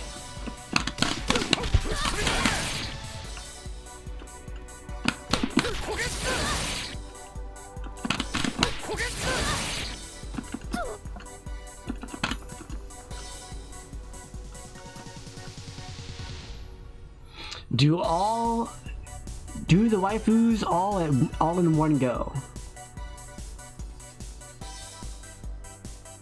No. Okay.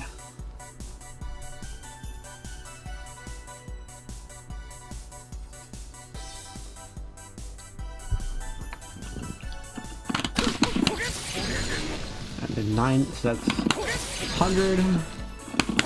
Yeah.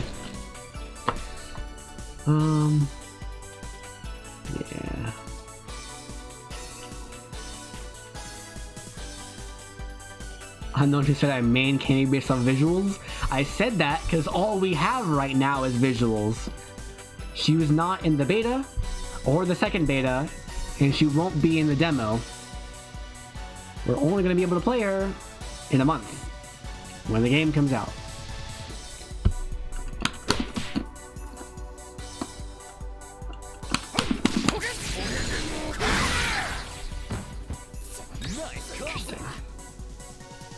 Yeah, but she's like the waifu.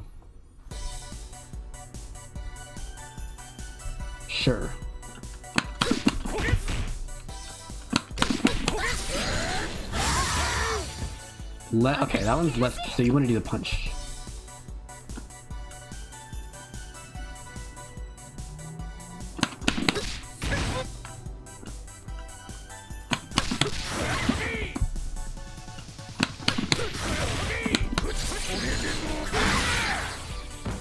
So that'll be this.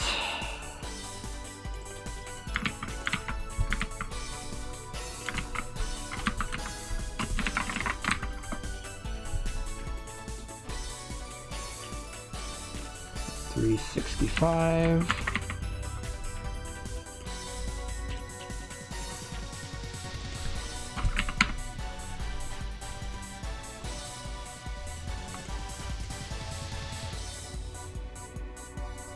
You start making resources for other people. It obviously wasn't at the start, because like that would imply that I immediately played a fighting game and began making tutorials on it, which doesn't make sense. I mean, it's been a long time. I mean, I think my first resource was my old KoF videos. I think. Which those are how old?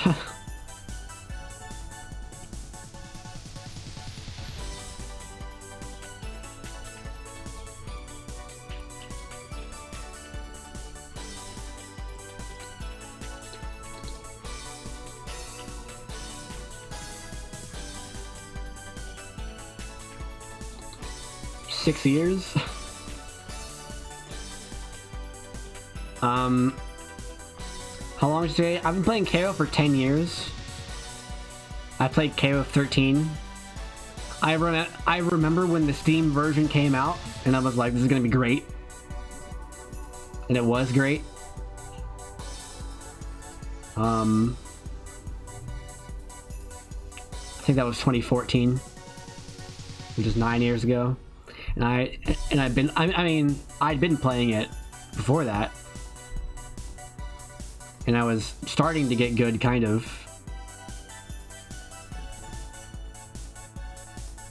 But I mean, I've always been... So there... I've always had two weird traits about... Yeah, I played on Xbox, and then the Steam edition came out when I played on Steam. And yes, I did find matches on Xbox. They were horrible. But I have two traits that just naturally led to me doing this. And one is I am very specific. Like, if you show me a gray image, I'll be like, no, that's not gray. That's actually a bunch of black and white dots in random configurations, you know? Or if you say, this is like...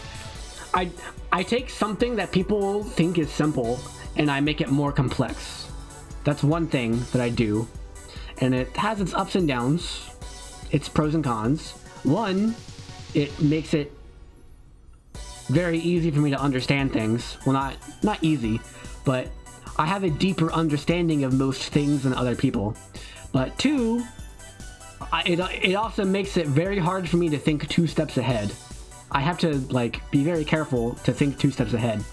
I'm very good at thinking 1 step ahead, but not 2 steps ahead. It also makes me a very disagreeable person. because, like, even if it's a political issue, it's like, abortion's good, abortion's bad.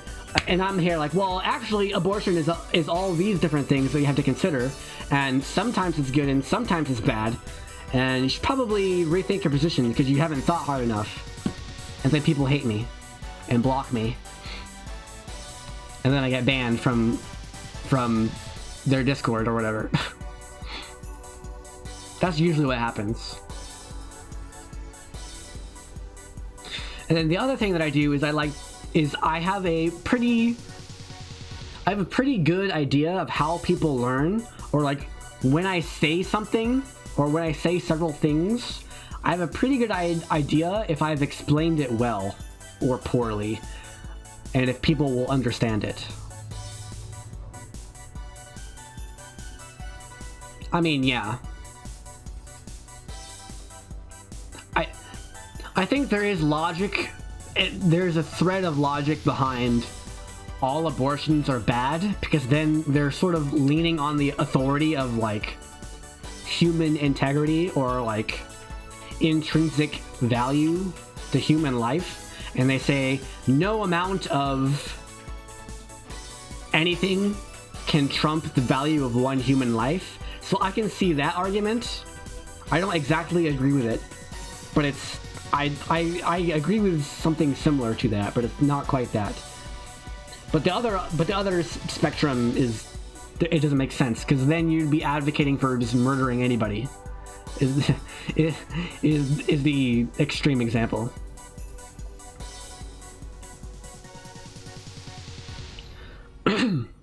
See, I'm not like that. I can't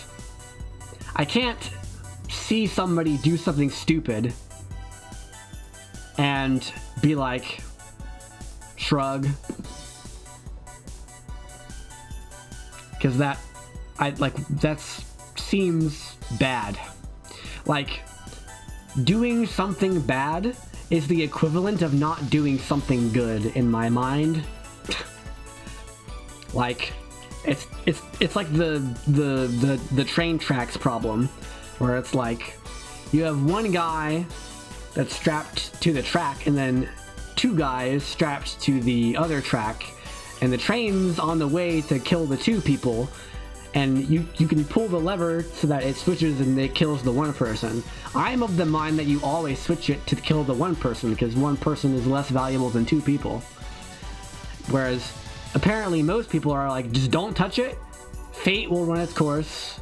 Fate says those two people need to die. I don't want to get involved. I'm not associated. But in my mind, you are associated, because you have the ability to do something and you chose not to do it.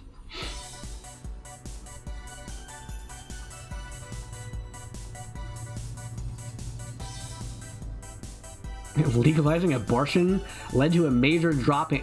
Amazing! Reducing the number of crimes that exist reduces the crime rate. Big brain. Hey, maybe if we make murder legal, then people will be less likely to do illegal murder.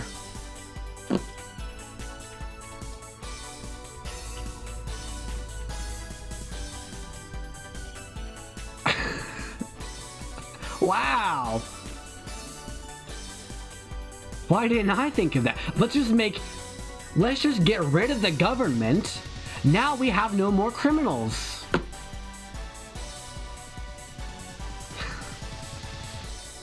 What a genius idea. That sounds great. Also, I disagree. I think life is a great thing.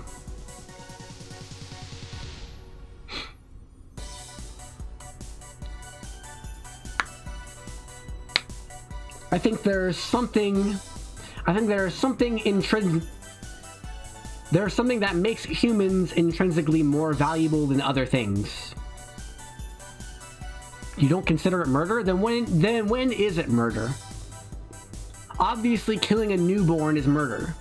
So, at what point from the conception, when the sperm and the egg met for the first time, up until the birth, where along that line is murder considered, or is the termination of that life acceptable? Where along that point is it? What determines whether or not you're allowed to terminate the potential life? And people really have a hard time answering that question in a logical fashion.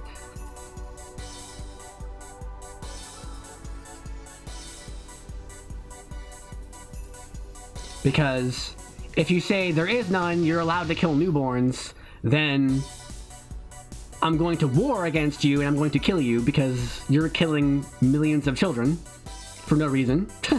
Right? I would advocate for a war against that. So let's get rid of those people. Because I'm not a doctor or expert on human biology. Why do you need to be an expert on human biology to make moral decisions about murder? Like, the word life is a word. Like, you can call it a life or not a life. That doesn't matter. What matters is, whatever it is, life or no life, does it have the intrinsic right to live?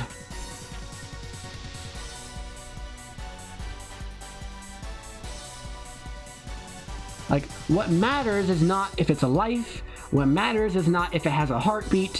What matters is not if it is conscious, if it is viable outside the womb. None of that matters. What matters is, first and foremost, does it, or he or she, does that, whatever it is, have a right to live? And that is subjective. You cannot possibly be like such a grand biologist with this wealth of information about the process of growing in your mother's womb to the point where, oh wow, of course, this is the point where the person gains the right to not be murdered. Like, no amount of knowledge in the field makes you more capable of answering the question. Parents make a lot of irreversible decisions for their kids. Can we at least agree that killing the kid is a bad idea?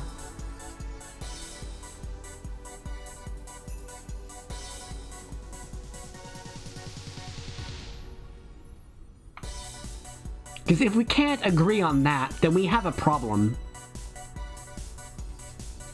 And I don't think there's a solution to it, other than war.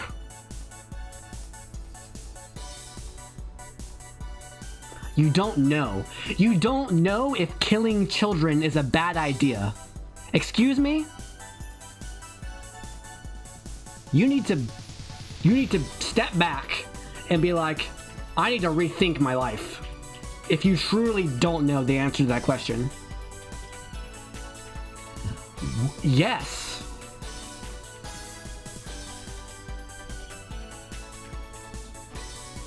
Like, let's take this to its extreme, right? Let's say a kid is born with none of his senses. He can't see, he can't hear, he can't taste, he can't feel, and he can't smell. None of them are there. Is that really a life at that point? I mean, he has a heartbeat. He has a brain. But I mean, is it really a life at that point? Like, once you cross that line, you need to stop and really consider your thought process. Your thought process, because that is the dehumanization of people. And that is a dangerous line to cross that says this person is more morally viable than this person because that person is going to grow up in a sweatshop and that person is going to actually contribute to society. That's a dangerous line to cross. The fact that you don't understand my point is a problem. Like, let's take a step back and say, killing an innocent person in a situation where it doesn't, like, all external factors are the same. Can we agree that killing an innocent person is a bad idea? Because if we can't agree on that, then we're not going to agree on anything. Quality of life. What does quality of life have to do with a person's right to their own life? These are not connected issues. I mean, they're connected, but they're not the same issue. That's not what I'm talking about. And also, I completely hate the idea of, well, maybe they don't want to live. That is horrible. That is horrible. We should not be allowed to kill people that don't want to live, that don't desire to live. That is a horrible, horrible idea.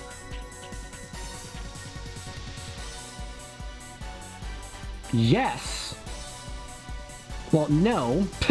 I think people should be able to live. I think people should be able to live without being killed by other people as much as possible. Like in the simplest of scenarios, if a person is either alive or dead, and other external things don't matter, in that simplest of cases, the person should not be killed. It's that simple. And I don't know why that's controversial. I think we have a problem as a society if that is controversial.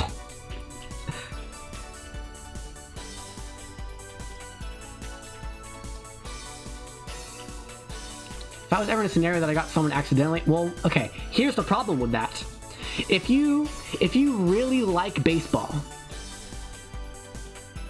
and you really like playing baseball outside in a residential area, and you play baseball with your friends, and you hit a baseball really hard, and it breaks someone's window, are you allowed to say, okay, I consented to the act of playing baseball and having fun playing baseball with my friends, but I did not intentionally break the window.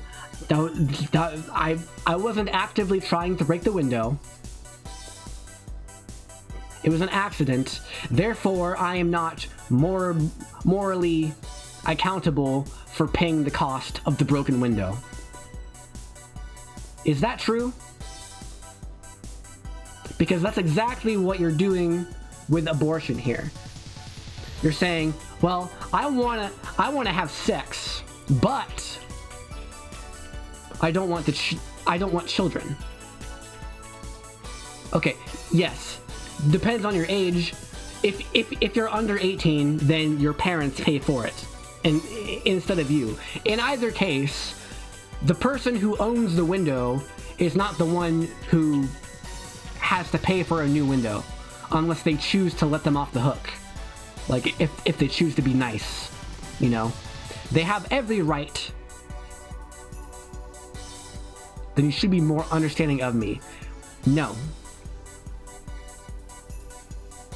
Build your house somewhere else. I feel like we are not gonna agree on this. But also, kids probably shouldn't be getting pregnant. That's a different issue.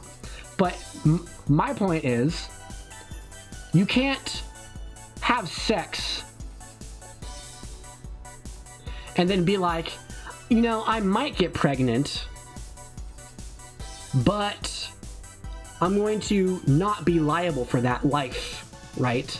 I might create a new life as a result of doing this, but I'm not consenting to that part. You can't do that. It doesn't make sense. That's not how it works. Just like you can't play baseball and like imagine playing a fighting game and being like, I consent to winning, but I don't consent to losing. It's like that's not, you can't do that. You can't go to a tournament and only play Isla players. You can't be like, okay, I'm only going to play certain types of players. Because you can't be like LPG and be like, I'm going to play Street Fighter V, but if my opponent uses throws too much, then I'm going to quit because they're not actually playing a good game. Like, you're missing the point. Like a third world country with many people under the poverty line. Community intercourse is going to be a large part of recreation. Isn't intercourse 100%?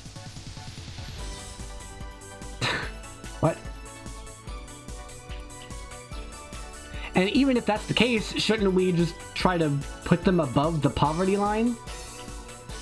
Like, the problem is not the children. The problem is people are below the poverty line. Also, what about contraception? Kids will be made? What do you mean? So, there are certain contraceptives that prevent the conception from taking place in the first place.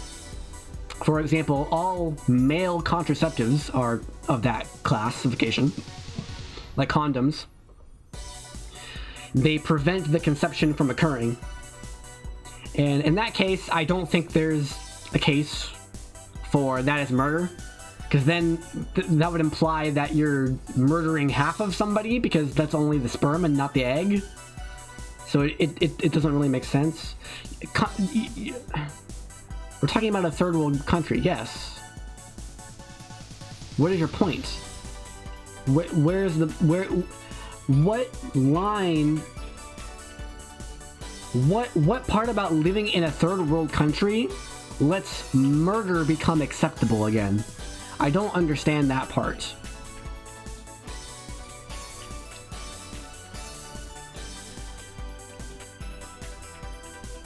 Because if we're talking about people that are in poverty, the problem is that they're in poverty.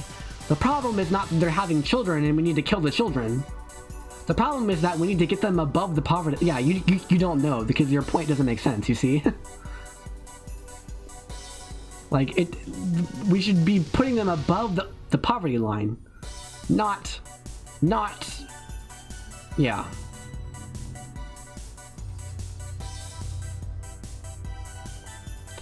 And this is what I was talking about, is I'm like, I'm really good at taking something that people think is very simple, or they try to make it sound simple, but I'm like, no, it's actually not simple. You're all wrong. All of you are wrong.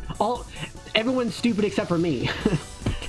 That's what I tend to do, everyone is angry at me. That's exactly what I'm talking about. But anyway, so this is where we stand here, is it's like, you have no choice now but to say, to say when it occurs, when someone gains the right to live.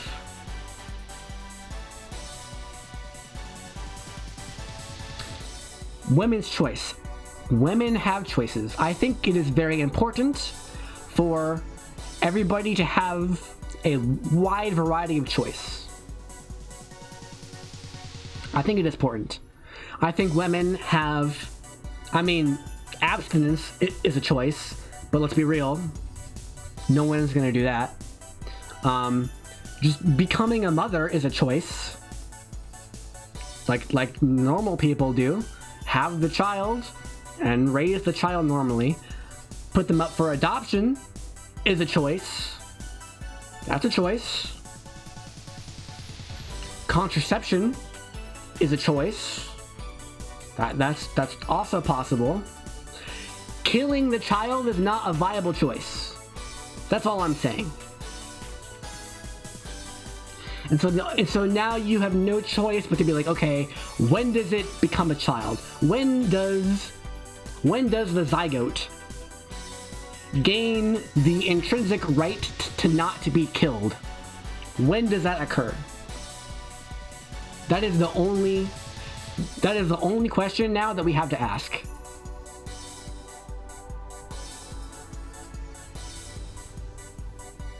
People are going to be unhappy with me, whatever I think.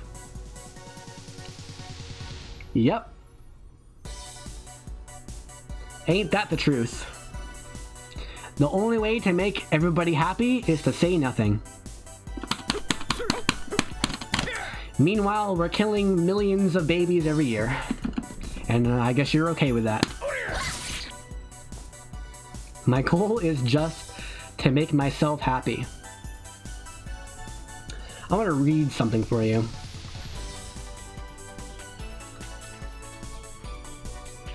If I can find it.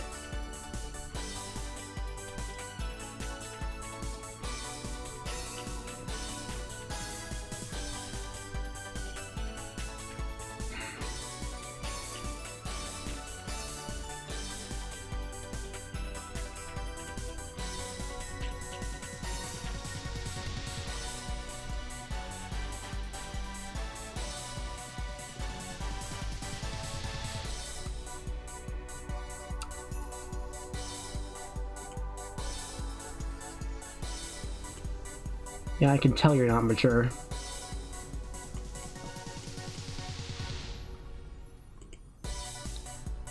You can take this however you will.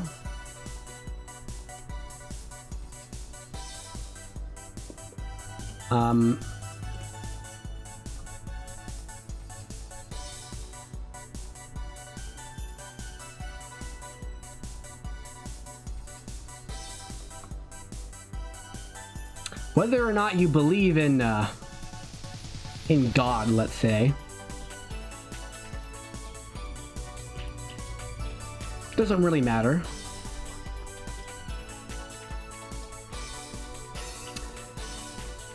But here is something very interesting that I would like to show you. This is sort of the premise of the Christian Bible, and as far as determining what is right and what is wrong. The King James says, "Let nothing be done through strife or vainglory, but in lowliness of mind, let each esteem the other better than himself."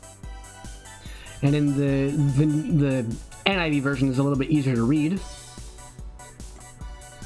"Do nothing out of selfish ambition or vain conceit, rather in humility value others above yourselves." What this is saying is the definition of what is evil. The definition of what is evil is someone who values themselves more than everyone else, more than humanity as a whole.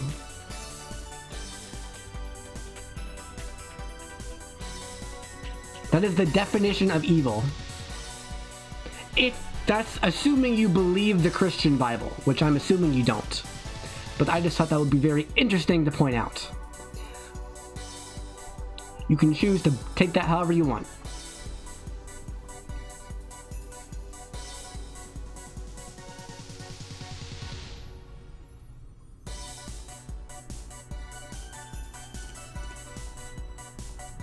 Anyway.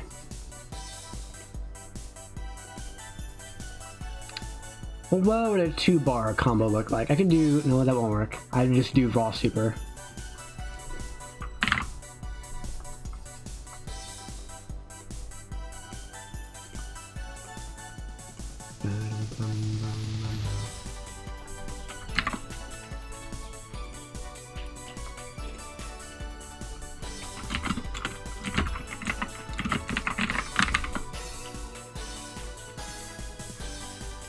I'd like to think I have a decent moral compass, courtesy of my upbringing, but that tends to affect what's right in front of me.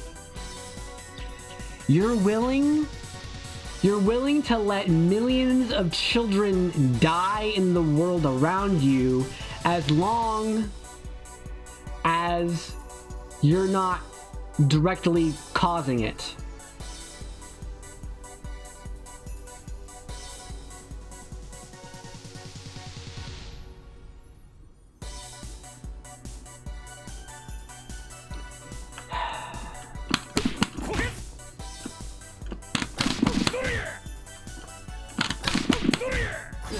What's happening?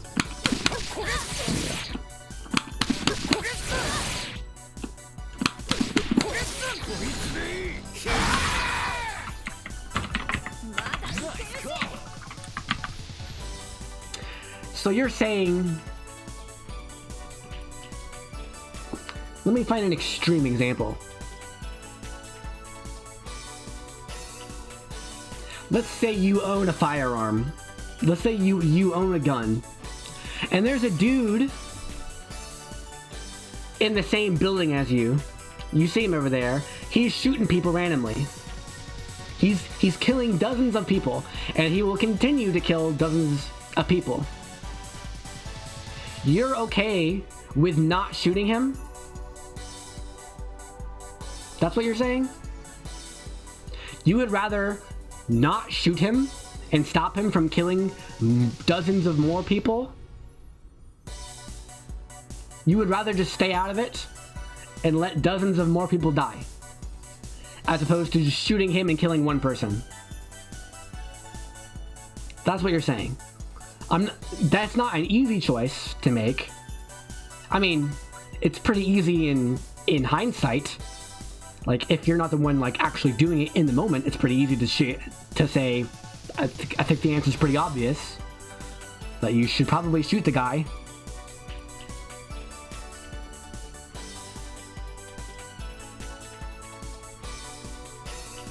But would you agree with that? Because if you don't agree with that, then we just don't agree. And I don't think we'll ever find common ground.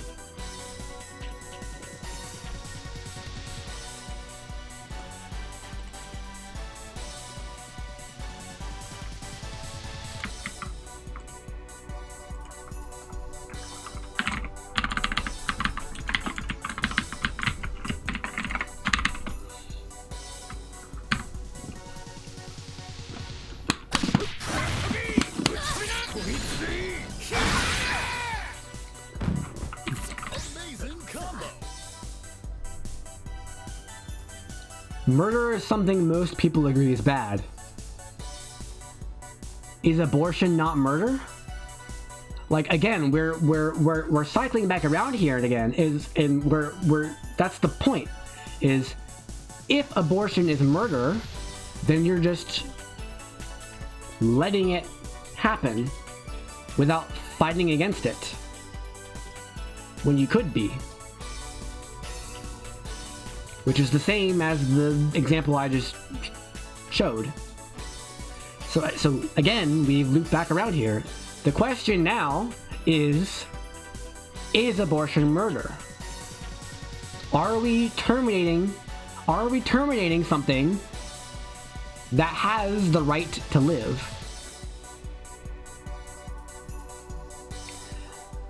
That's what I'm saying. Not everybody thinks abortion is murder, but they don't have a definition. They like that I'm asking, okay, when does the right to not be killed appear? Is there a universal testing tool to look out for when figuring out a safe jump mid-match? For example, jumping in on Joe's DP after a knockdown. I don't think so. I think you have... Well, you definitely 100% need to go to training mode. Although, usually, you can sort of visually tell based on the height of your character if you're close, if you're, like, close or not to it being a safe jump. But yeah, in the end, you have to go to training mode. There's no other way. And you need to test it against 4-frame DPs, because those are the fastest.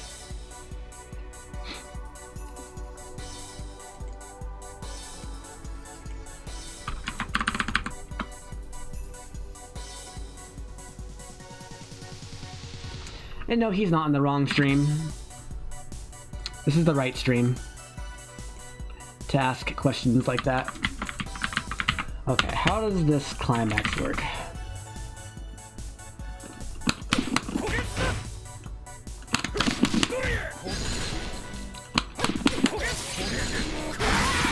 Okay, so it's just one hit.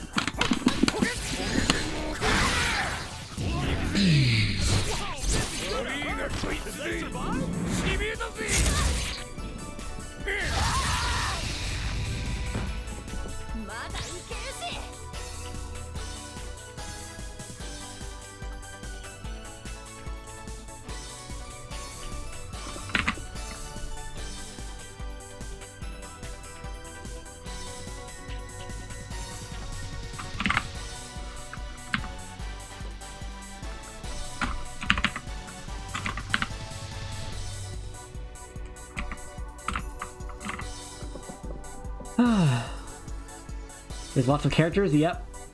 This is something that high-level players should be focusing on, for sure. Like, once you have a pretty good grasp of the general strategies of the game, then safe jumps are very valuable. This is one of the first things that you should be learning at a high level. The question is, are you at high level? Oops, that's not the right thing.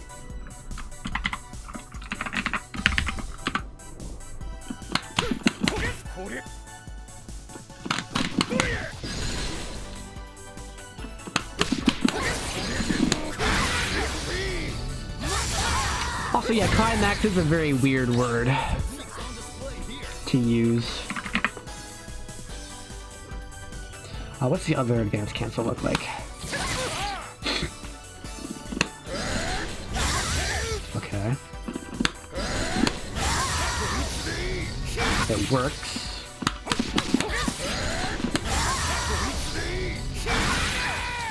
Seven one. Okay. There's more damage.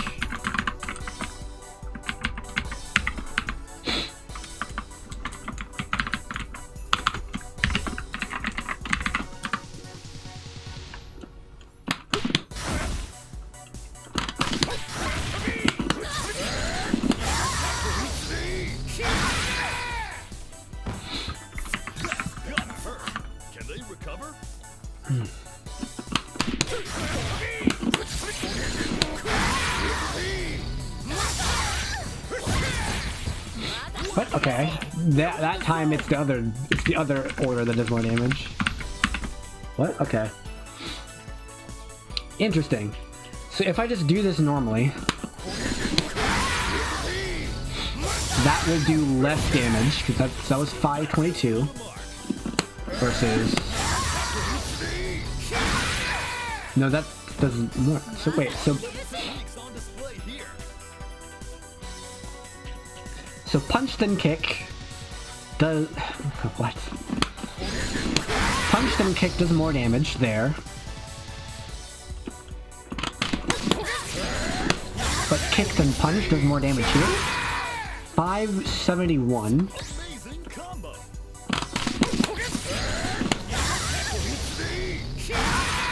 Versus kick then punch is 571.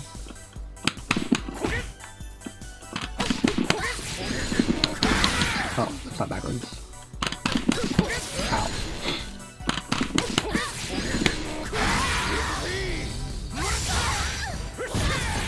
Oh, 580. What? Okay. Never mind. Hey! I probably wrote the number down wrong. I wonder why that happened. I might need to go back and rewatch the vlog to see what happened. Ugh.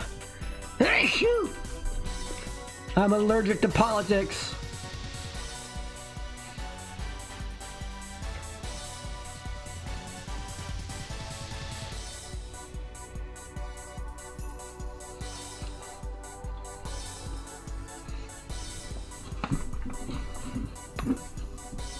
So yeah, when does life begin?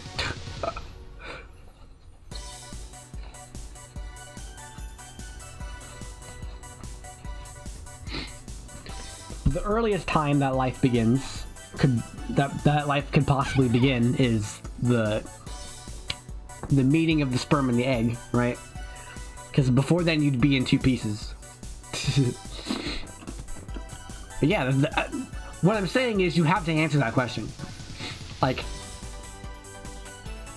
Like the question of when is abortion good and when is it bad is the same thing as asking when does life begin. Those two questions are the same. That's all I'm trying to say.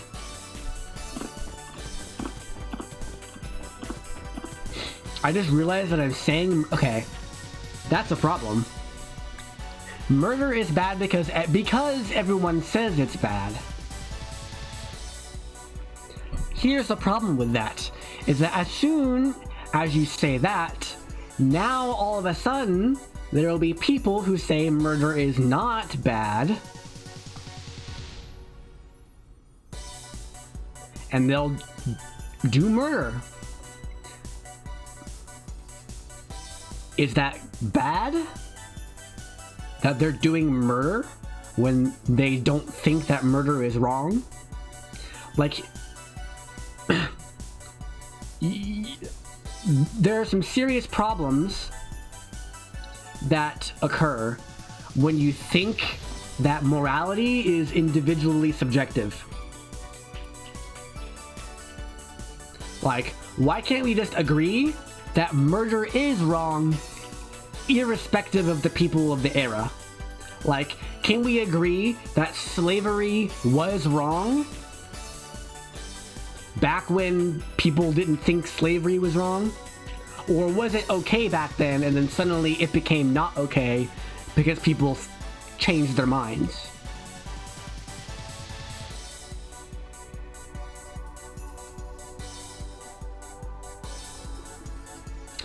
So Taylor, I assume you're referring to the violinist argument, which I do know how to beat that argument as well.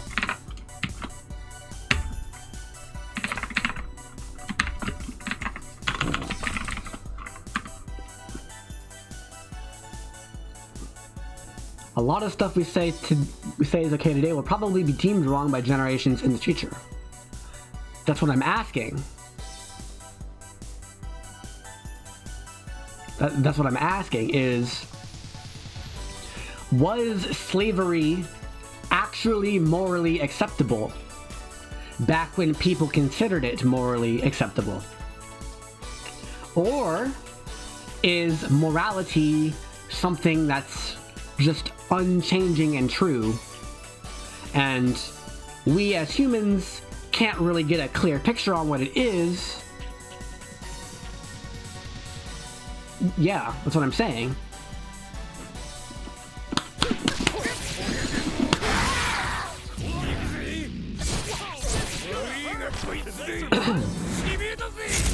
Well, it depends what you mean.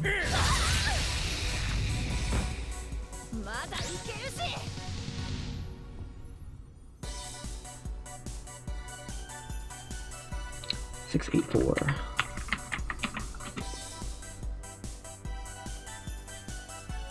And no. Really?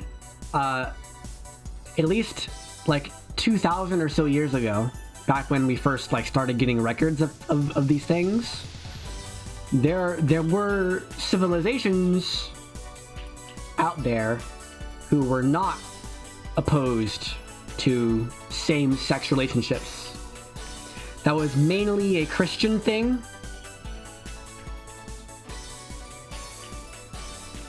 So if you believe that the Bible, that the Christian Bible is true, or I guess it would be Jewish before Christian, but if you believe that the Jewish tradition and Christianity was true, then you basically have no choice but to say that homosexual acts are wrong, basically.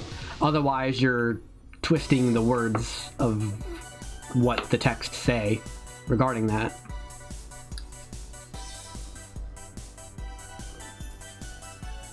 But outside of Judaism and Christianity, that was not.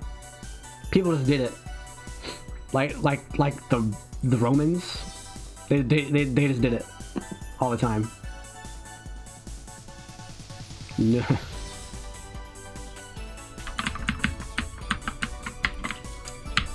You don't need to be an expert to say that murder is wrong.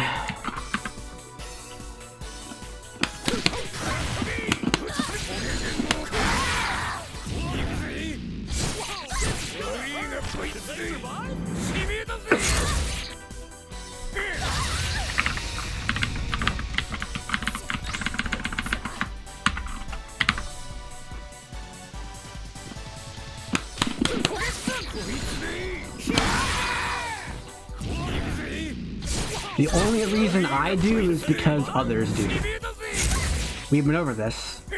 The only reason that you think that murder is wrong is because everyone else says that murder is wrong?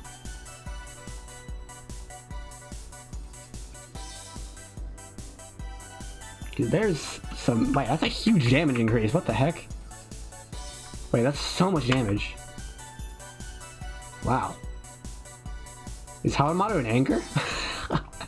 What? Wait, what? I mean, that's like average damage, but the increase is huge.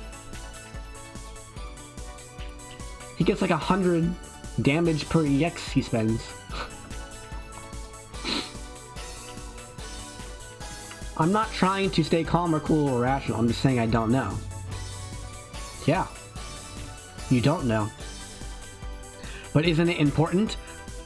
It's too complicated for me to think about it. I disagree with that.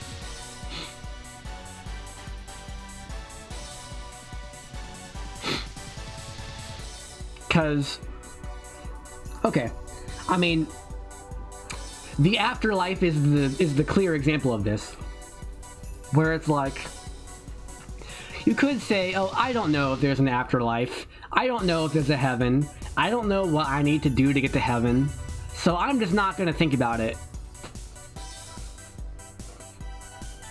It's too complicated for me to think about.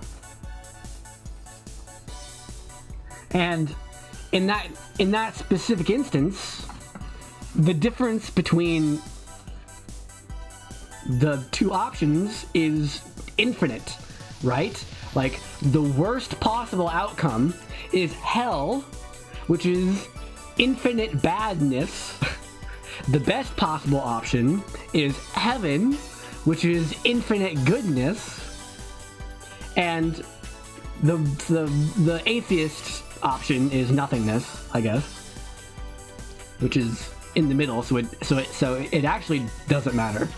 But when it comes to does heaven exist or does heaven not exist, it's like, well, I could act as if heaven exists, and if I act as if heaven exists, then I either get nothing because heaven doesn't exist, or I get everything because heaven does exist and I acted as if heaven exists. Whereas if I don't act as if heaven exists, then I either get nothing because heaven doesn't exist, or I get hell.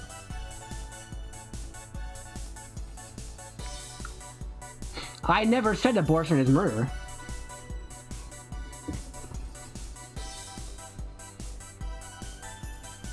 I am asking the question, is abortion murder? Or more specifically, when does it become murder? How far along in the process does one have to be before it is murder? And not just the termination of a future life. Of a potential life.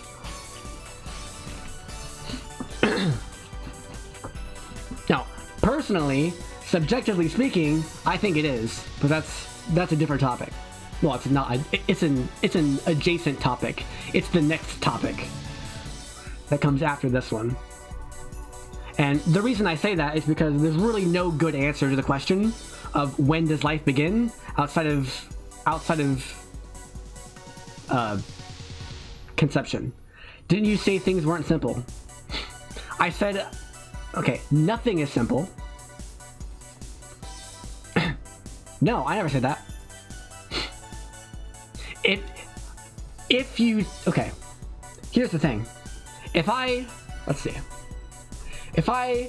have like a grid, a grid of nodes, and some of those nodes are black and some of those nodes are white. Right?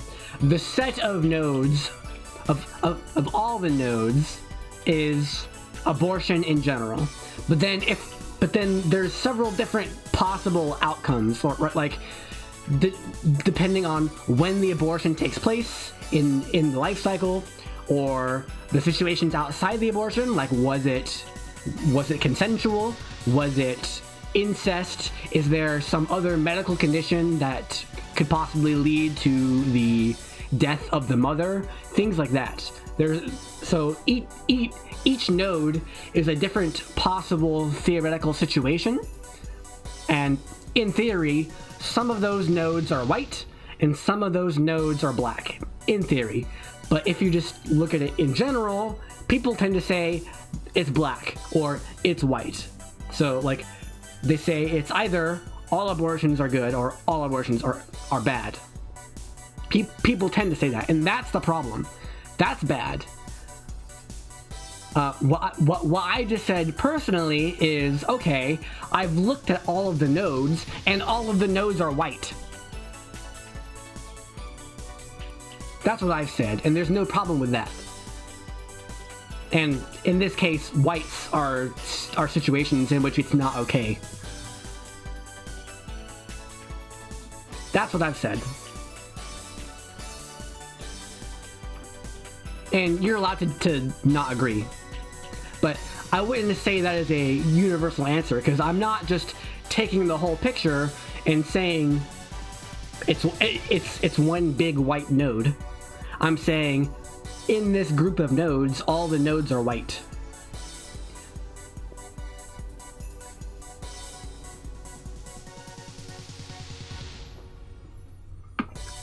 Or black, if you want to make black the other way around. It depends on what you want.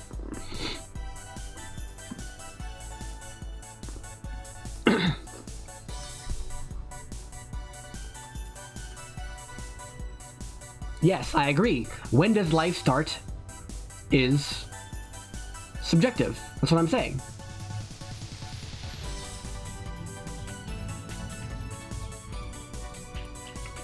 And we also talked about that earlier, where I don't think it's feasible to say that a sperm or an egg individually is a life, because then later they come together and make a human. So is a human actually two lives? That doesn't make sense. I don't think that's real. Which means that the earliest point that a life might potentially be in existence is after those two things meet and become one zygote. And yes, when does life start is a subjective question. Everything is subjective. Something only becomes objective when the vast majority of people agree on it. Or when they agree on a definition for it. Like, Hawamaru's hair is black. Most people would agree that Hawamaru's hair is black. Some would say it's a little bit gray. Maybe there's a little bit of brown in there somewhere. But it's black. But doesn't it change what the vast majority agrees on? Yes. It does.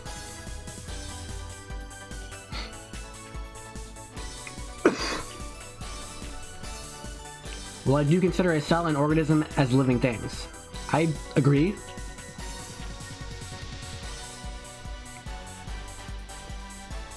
Yes. Keep in mind, that is different. That our current conversation is about objectivity versus subjectivity. What when we were talking about slavery earlier, that was a question about morality, amorality, and immorality, which is different. Those are two different concepts. Objectivity is what is, and morality is what should. Right? It is objective of me to say that hundreds of years ago, people thought slavery was morally acceptable. That is an objective truth. Is morality objective or subjective? That's what we were asking earlier.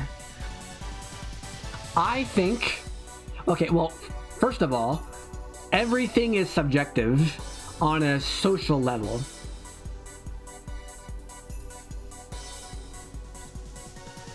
So what you need to do is you need to not say, is something objective or subjective, as much as you say, okay, here's something, whether it's objective truths and subjective truths. Well, theoretically, everything I say is subjective. I could say the sky is blue, but what I'm actually saying is, I perceive the sky to be blue. That's what I'm actually saying.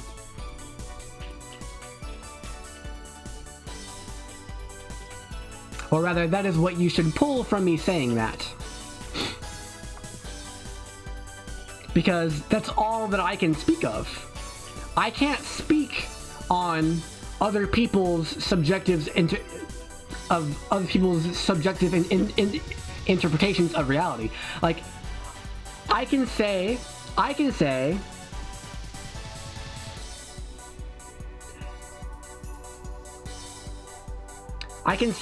that person does not like bananas, or let's say that person likes bananas.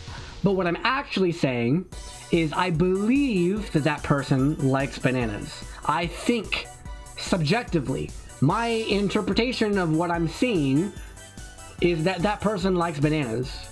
They might hate bananas, but they're just eating them anyway. But my subjective interpretation is that I believe that they like bananas. Right? Here's the question. Do they like bananas? Does 2 plus 2 equal 4? How do you know?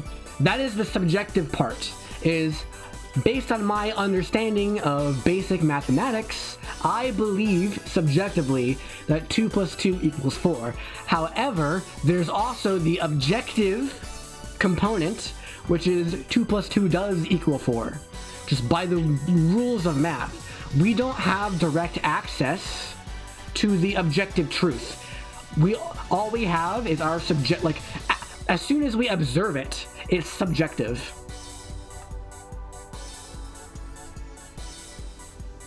Like, there are probably some people out there in history somewhere who thought that a plus sign meant a minus sign, in which case 2 plus 2 means 0.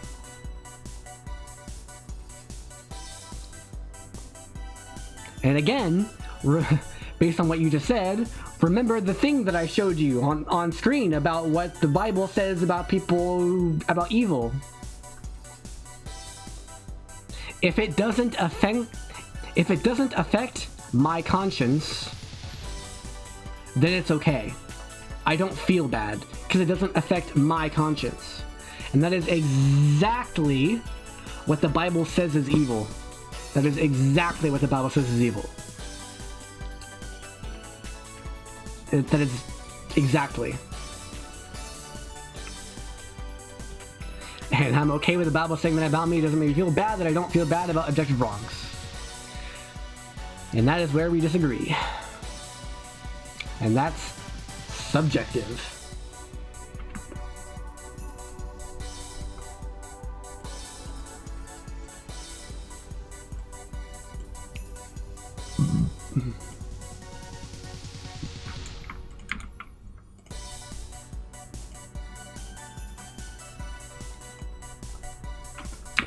That's why we live in a democracy.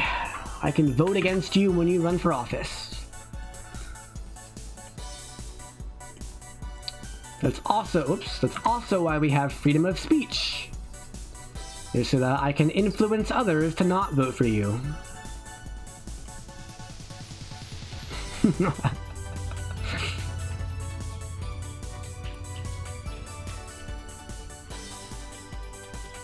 I know, that was an example.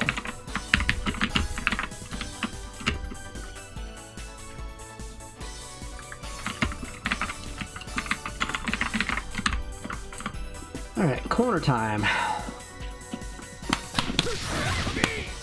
What?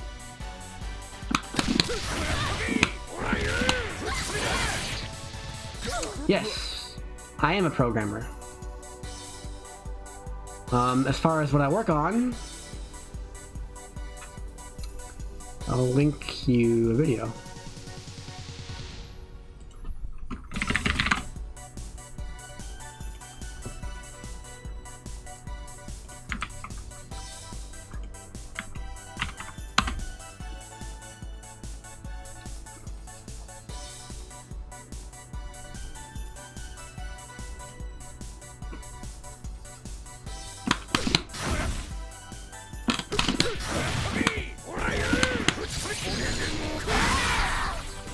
2019.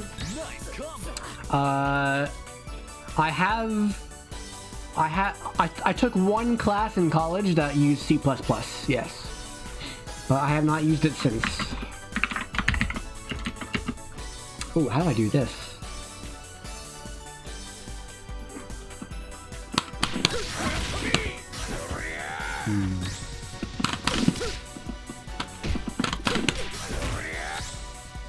I'm not sure how to do this combo. It's probably not possible.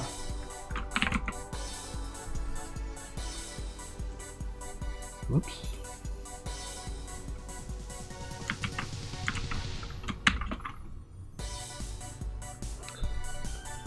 Oh, I know the basic and most popular programming language, but I'm not proficient with any. The most experience I have is with Python. That's probably a good starting point. Is it feasible for me to think about programming a website that a substantial amount of people will use? Also, your message is empty? What? You sure about that?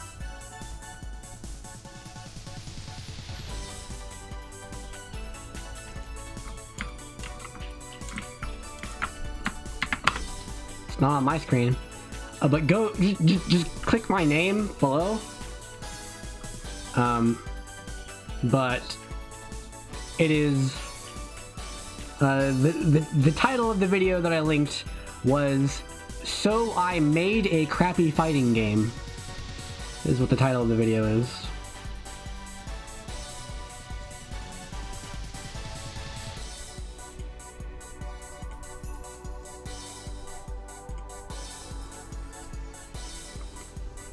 Yeah, and I'm also yeah, and I also have a series that I started about making a fighting game. There's only one episode up right now, but there might or might not be a second one coming up very soon. Maybe. Maybe not.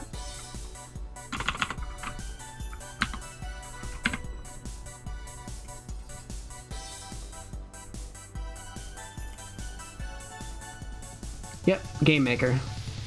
Game Maker is very easy. Like it's insanely easy. Oops.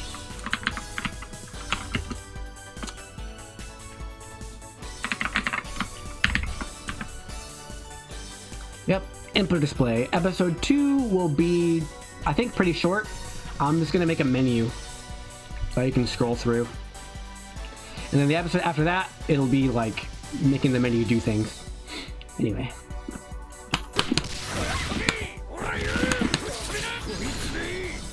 Hopefully by episode 5, I'll have actual gameplay.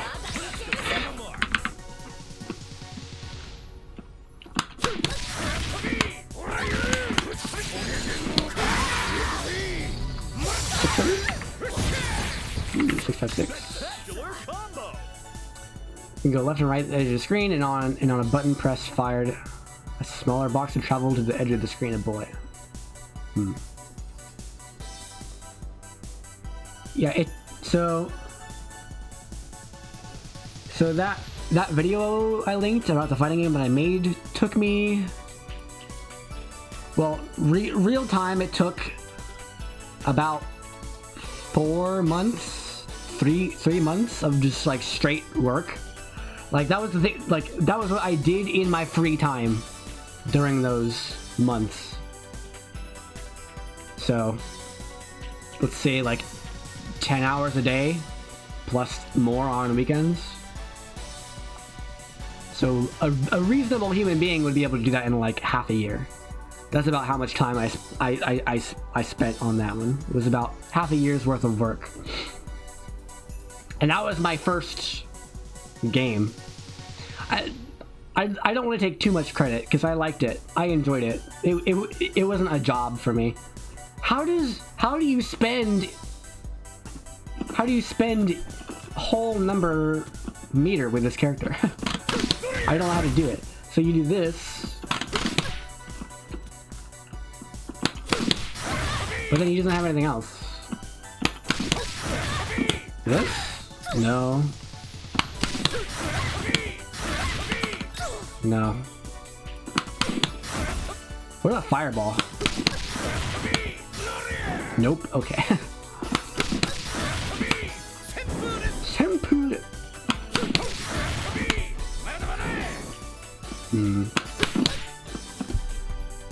I guess you just can't. Unfortunate.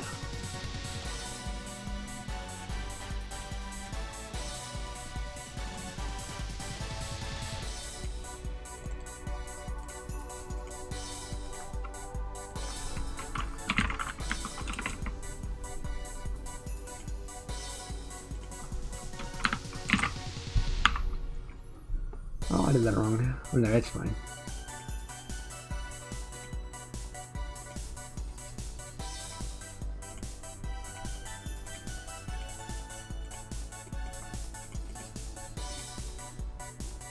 I'll work professionally? No. Nope. YouTube is currently my main source of income. Although I'm open to coaching.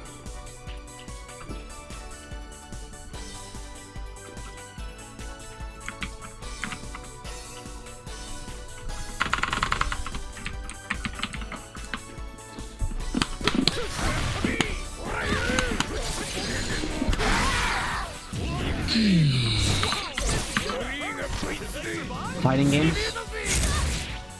I mean, like this is my coaching currently.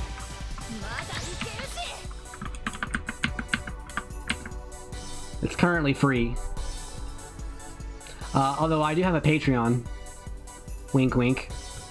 I think that's it for lights. He gets more off of heavies. Not really actually.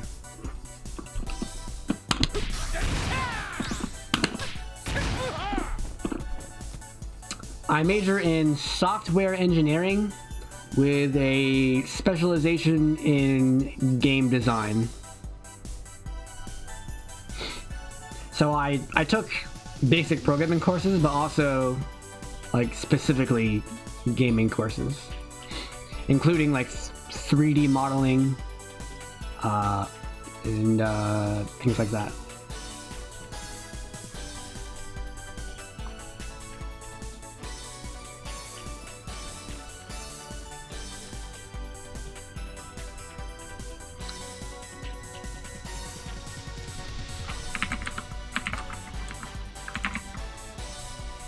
Three, four, five.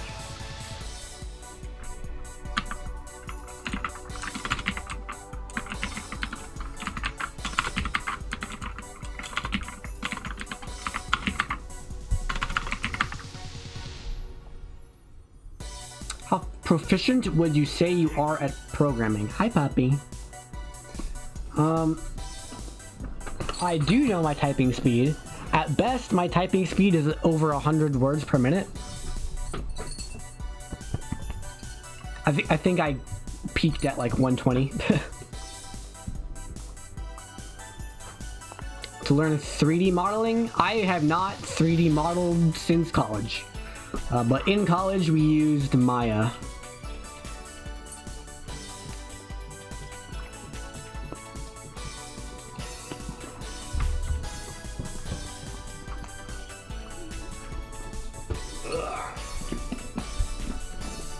And my go-to IDE depends on the project. I would say if I became like a full-time game developer and not like teacher, I would pick Unreal or Unity. I think Unreal is going to take over Unity at some point. Probably not, no.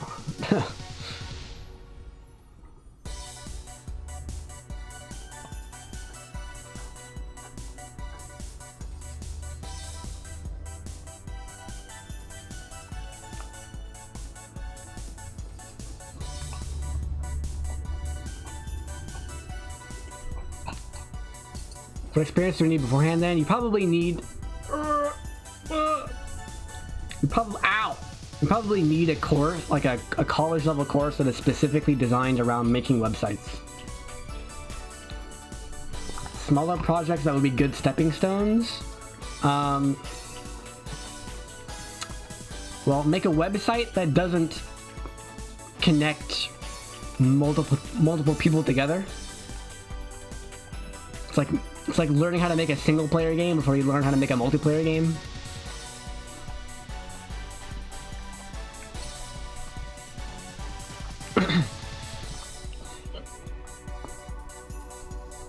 So I would say very much start looking into how to deal with multiple machines and how to connect them together, like host client versus other alternatives. Yeah, JavaScript for sure. Whoa.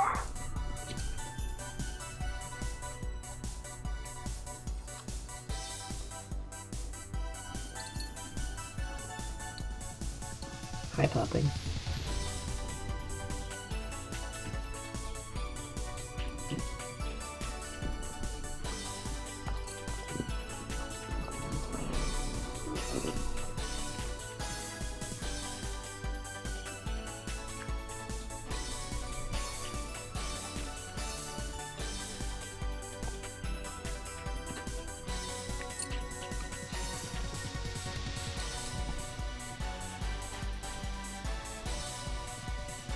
Sure.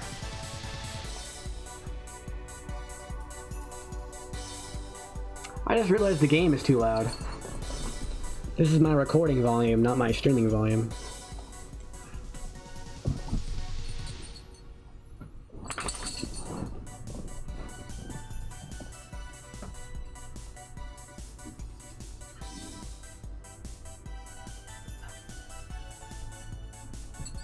What's wrong, Poppy?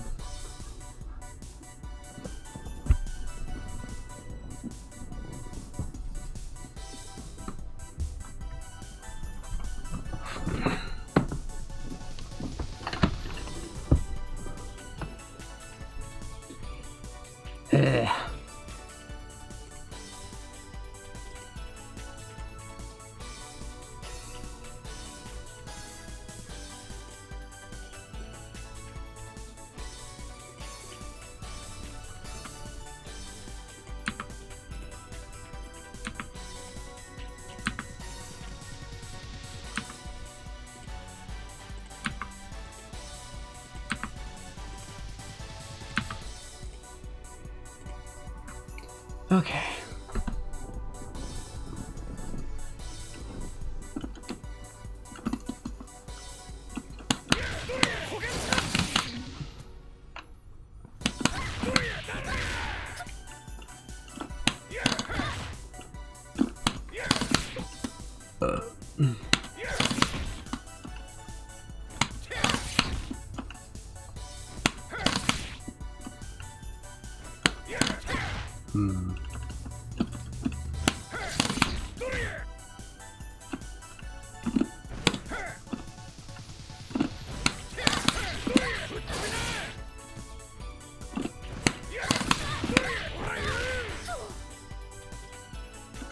How did I get 281?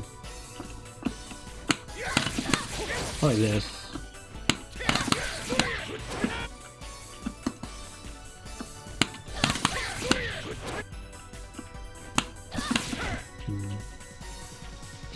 Why aren't people using Darlie? She's can be hard in the corner sometimes, but also she's just slow. She's slow and she sucks in the air. She's actual garbage in the air. Because her jump CD whiffs versus crouching characters.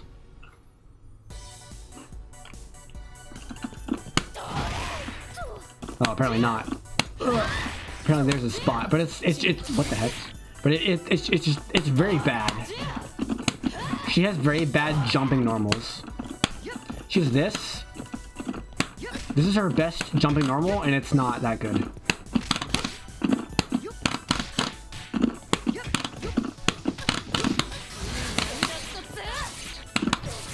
Also, this route is hard, but it's got our first try.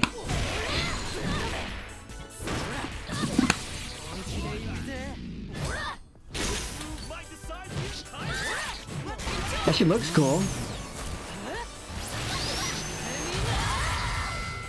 But there's really like she has very high damage all around. But that doesn't matter because you're not playing her all around, you're playing her in one of 3 spots. Right?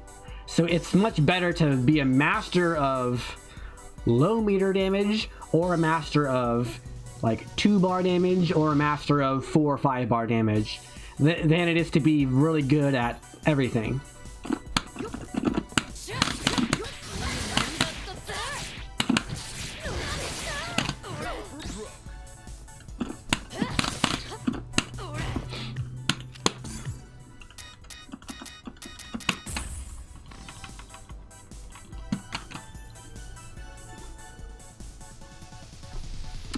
Let's see.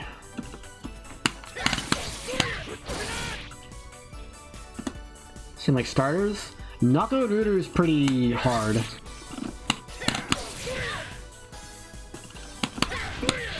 To learn. How did I get 281? I don't understand how I got this.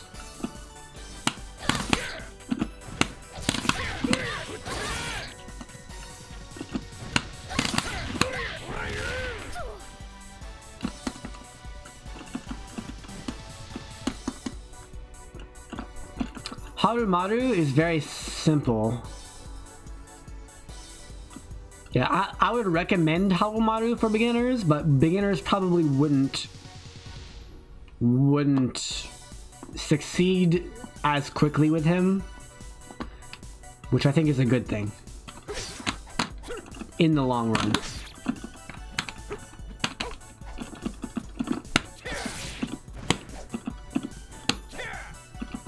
Probably did that, actually.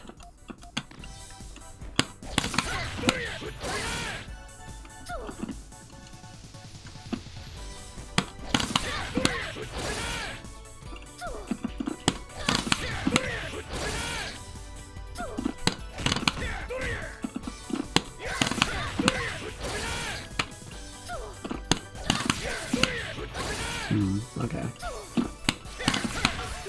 Stun!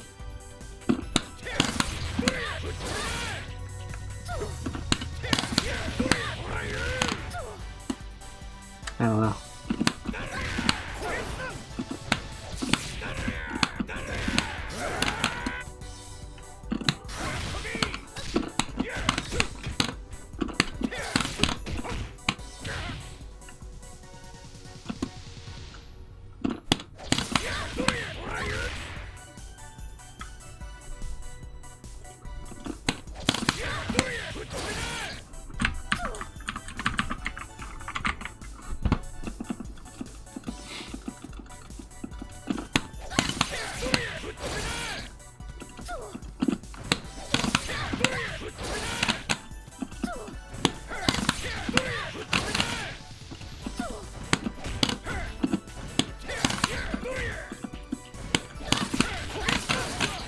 No.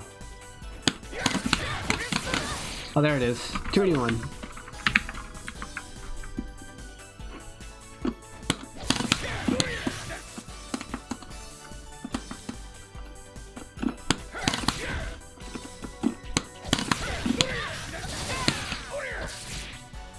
Go 37.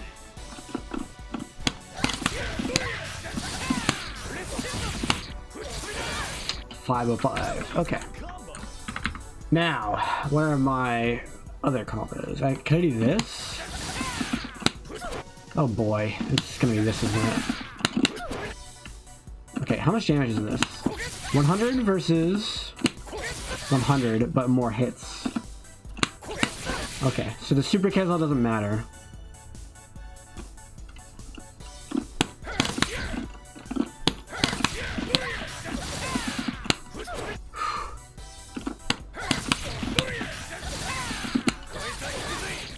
For 2-9.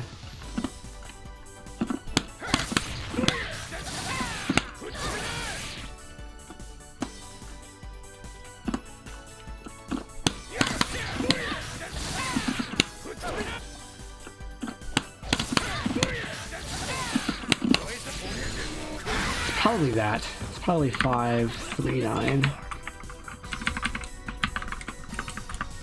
Which is this.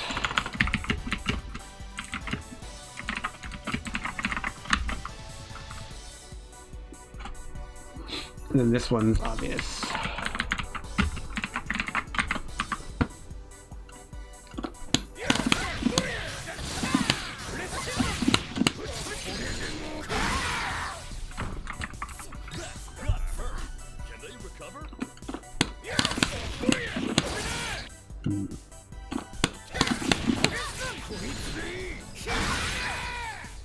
Yeah, for sure. Okay.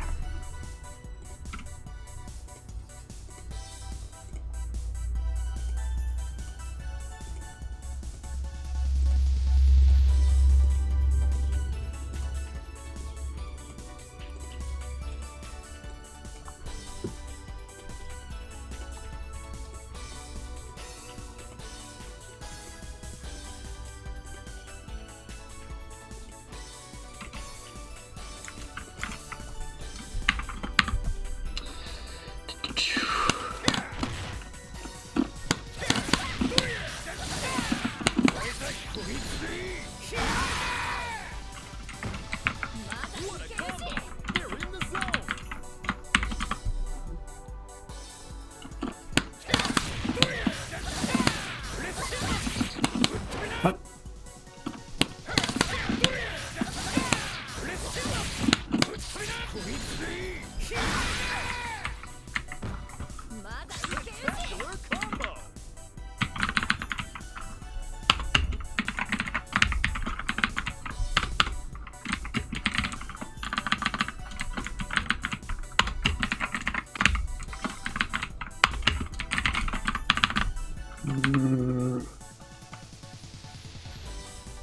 Wait, what?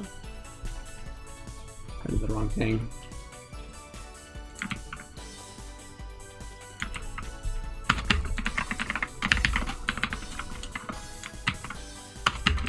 There we go.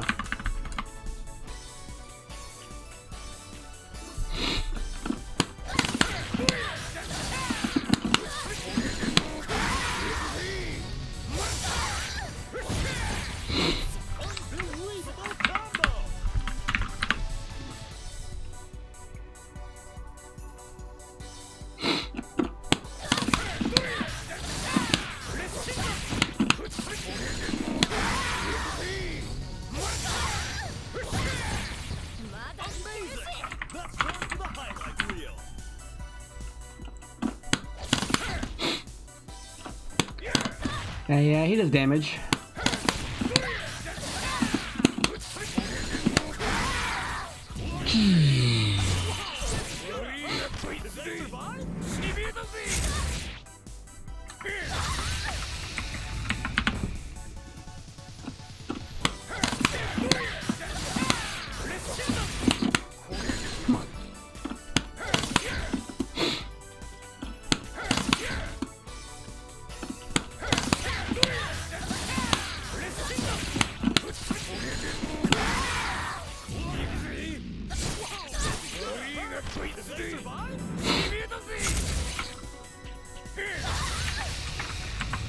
I also want to check this.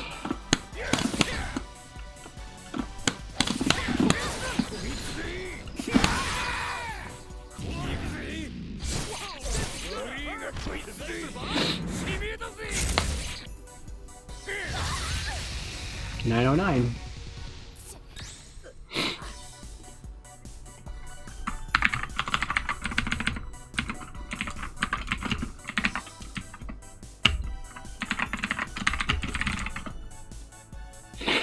Seems like a poke character.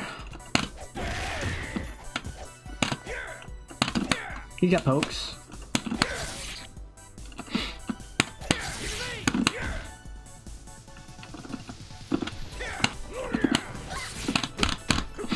He's just a big button character. He's a little slow, but he has enough to where he can still like play the same game as everyone else. His main strengths are his damage and just general range. on things. He also has like 20 different plus on block specials for some reason. I don't know why he does this, but he has a billion of them. Not that one. That one is. That's 3. EX is even. But yeah.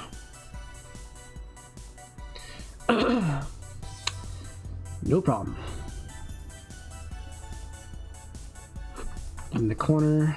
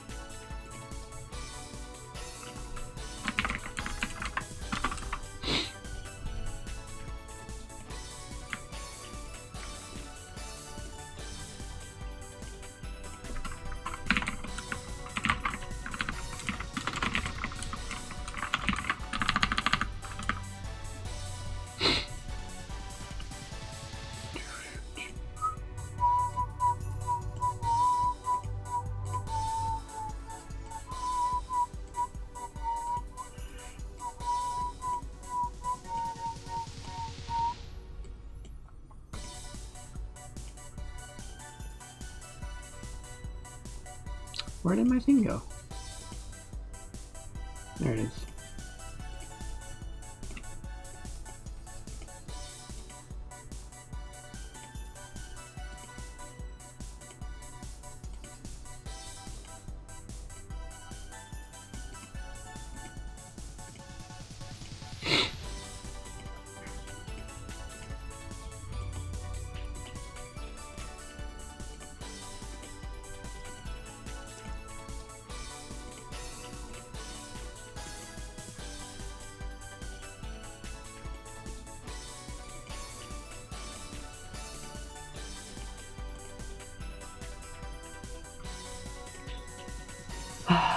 Here we are again.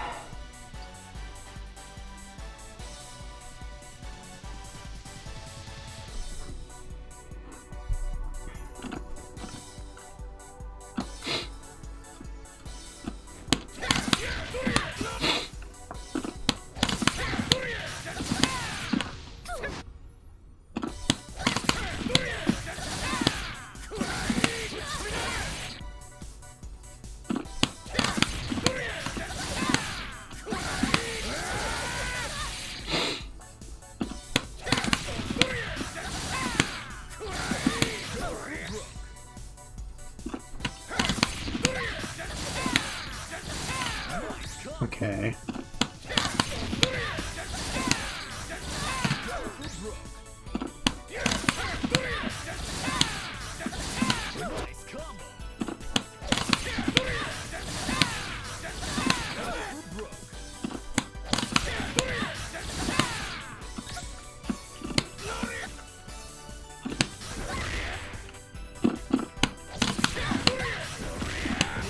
Knockdown.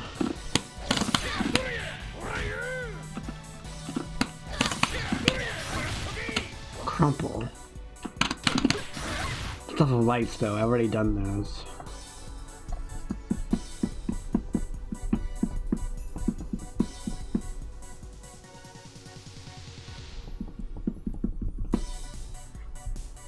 I'm not sure what to put here.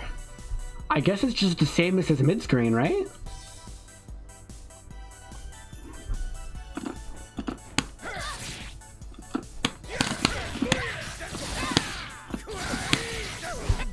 You can't.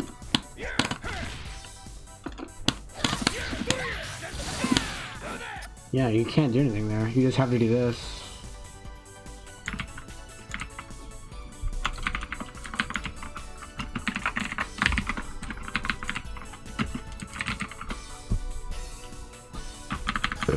Ugh.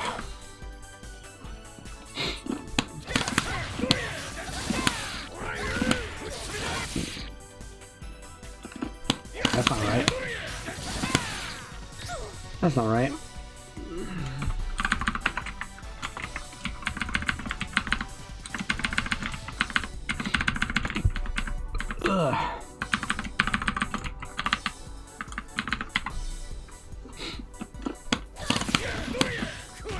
Whoops.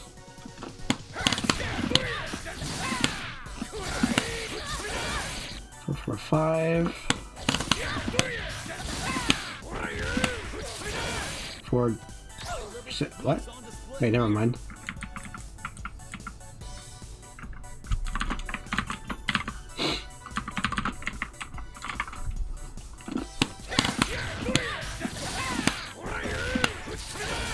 Interesting. Wait, can I do both?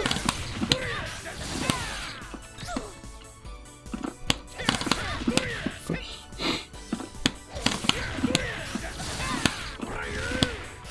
Okay.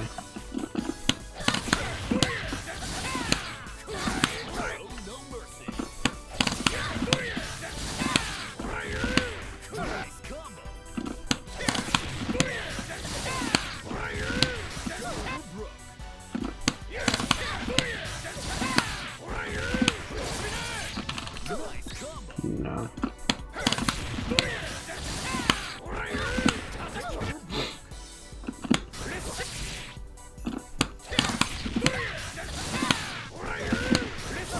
Nope.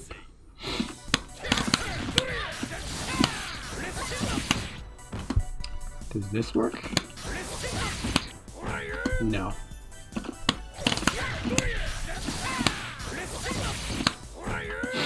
Okay.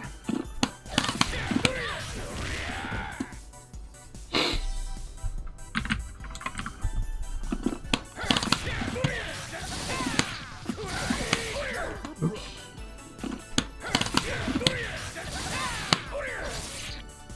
Show no mercy.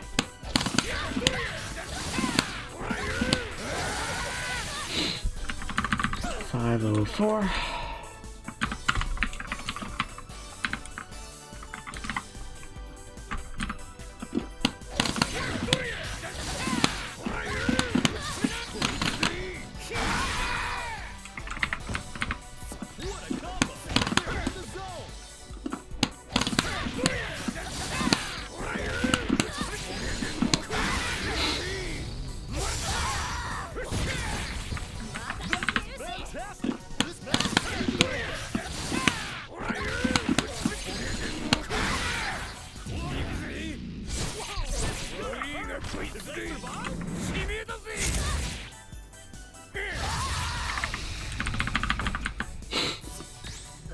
Is there anything else that I can do in the corner that I can't do mid-screen?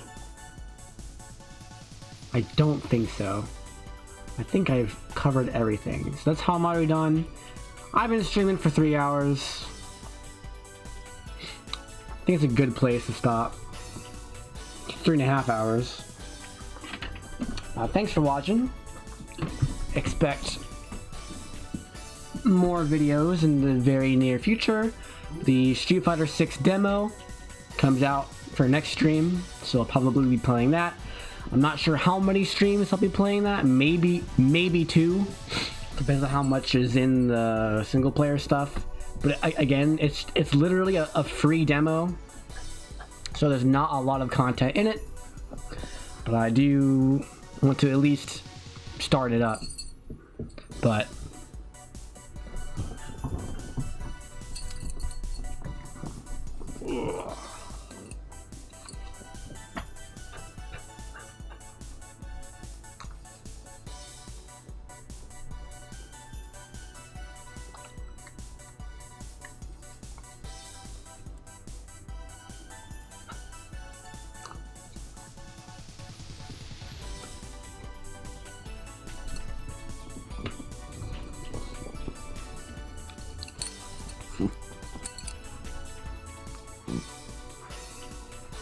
what are you doing?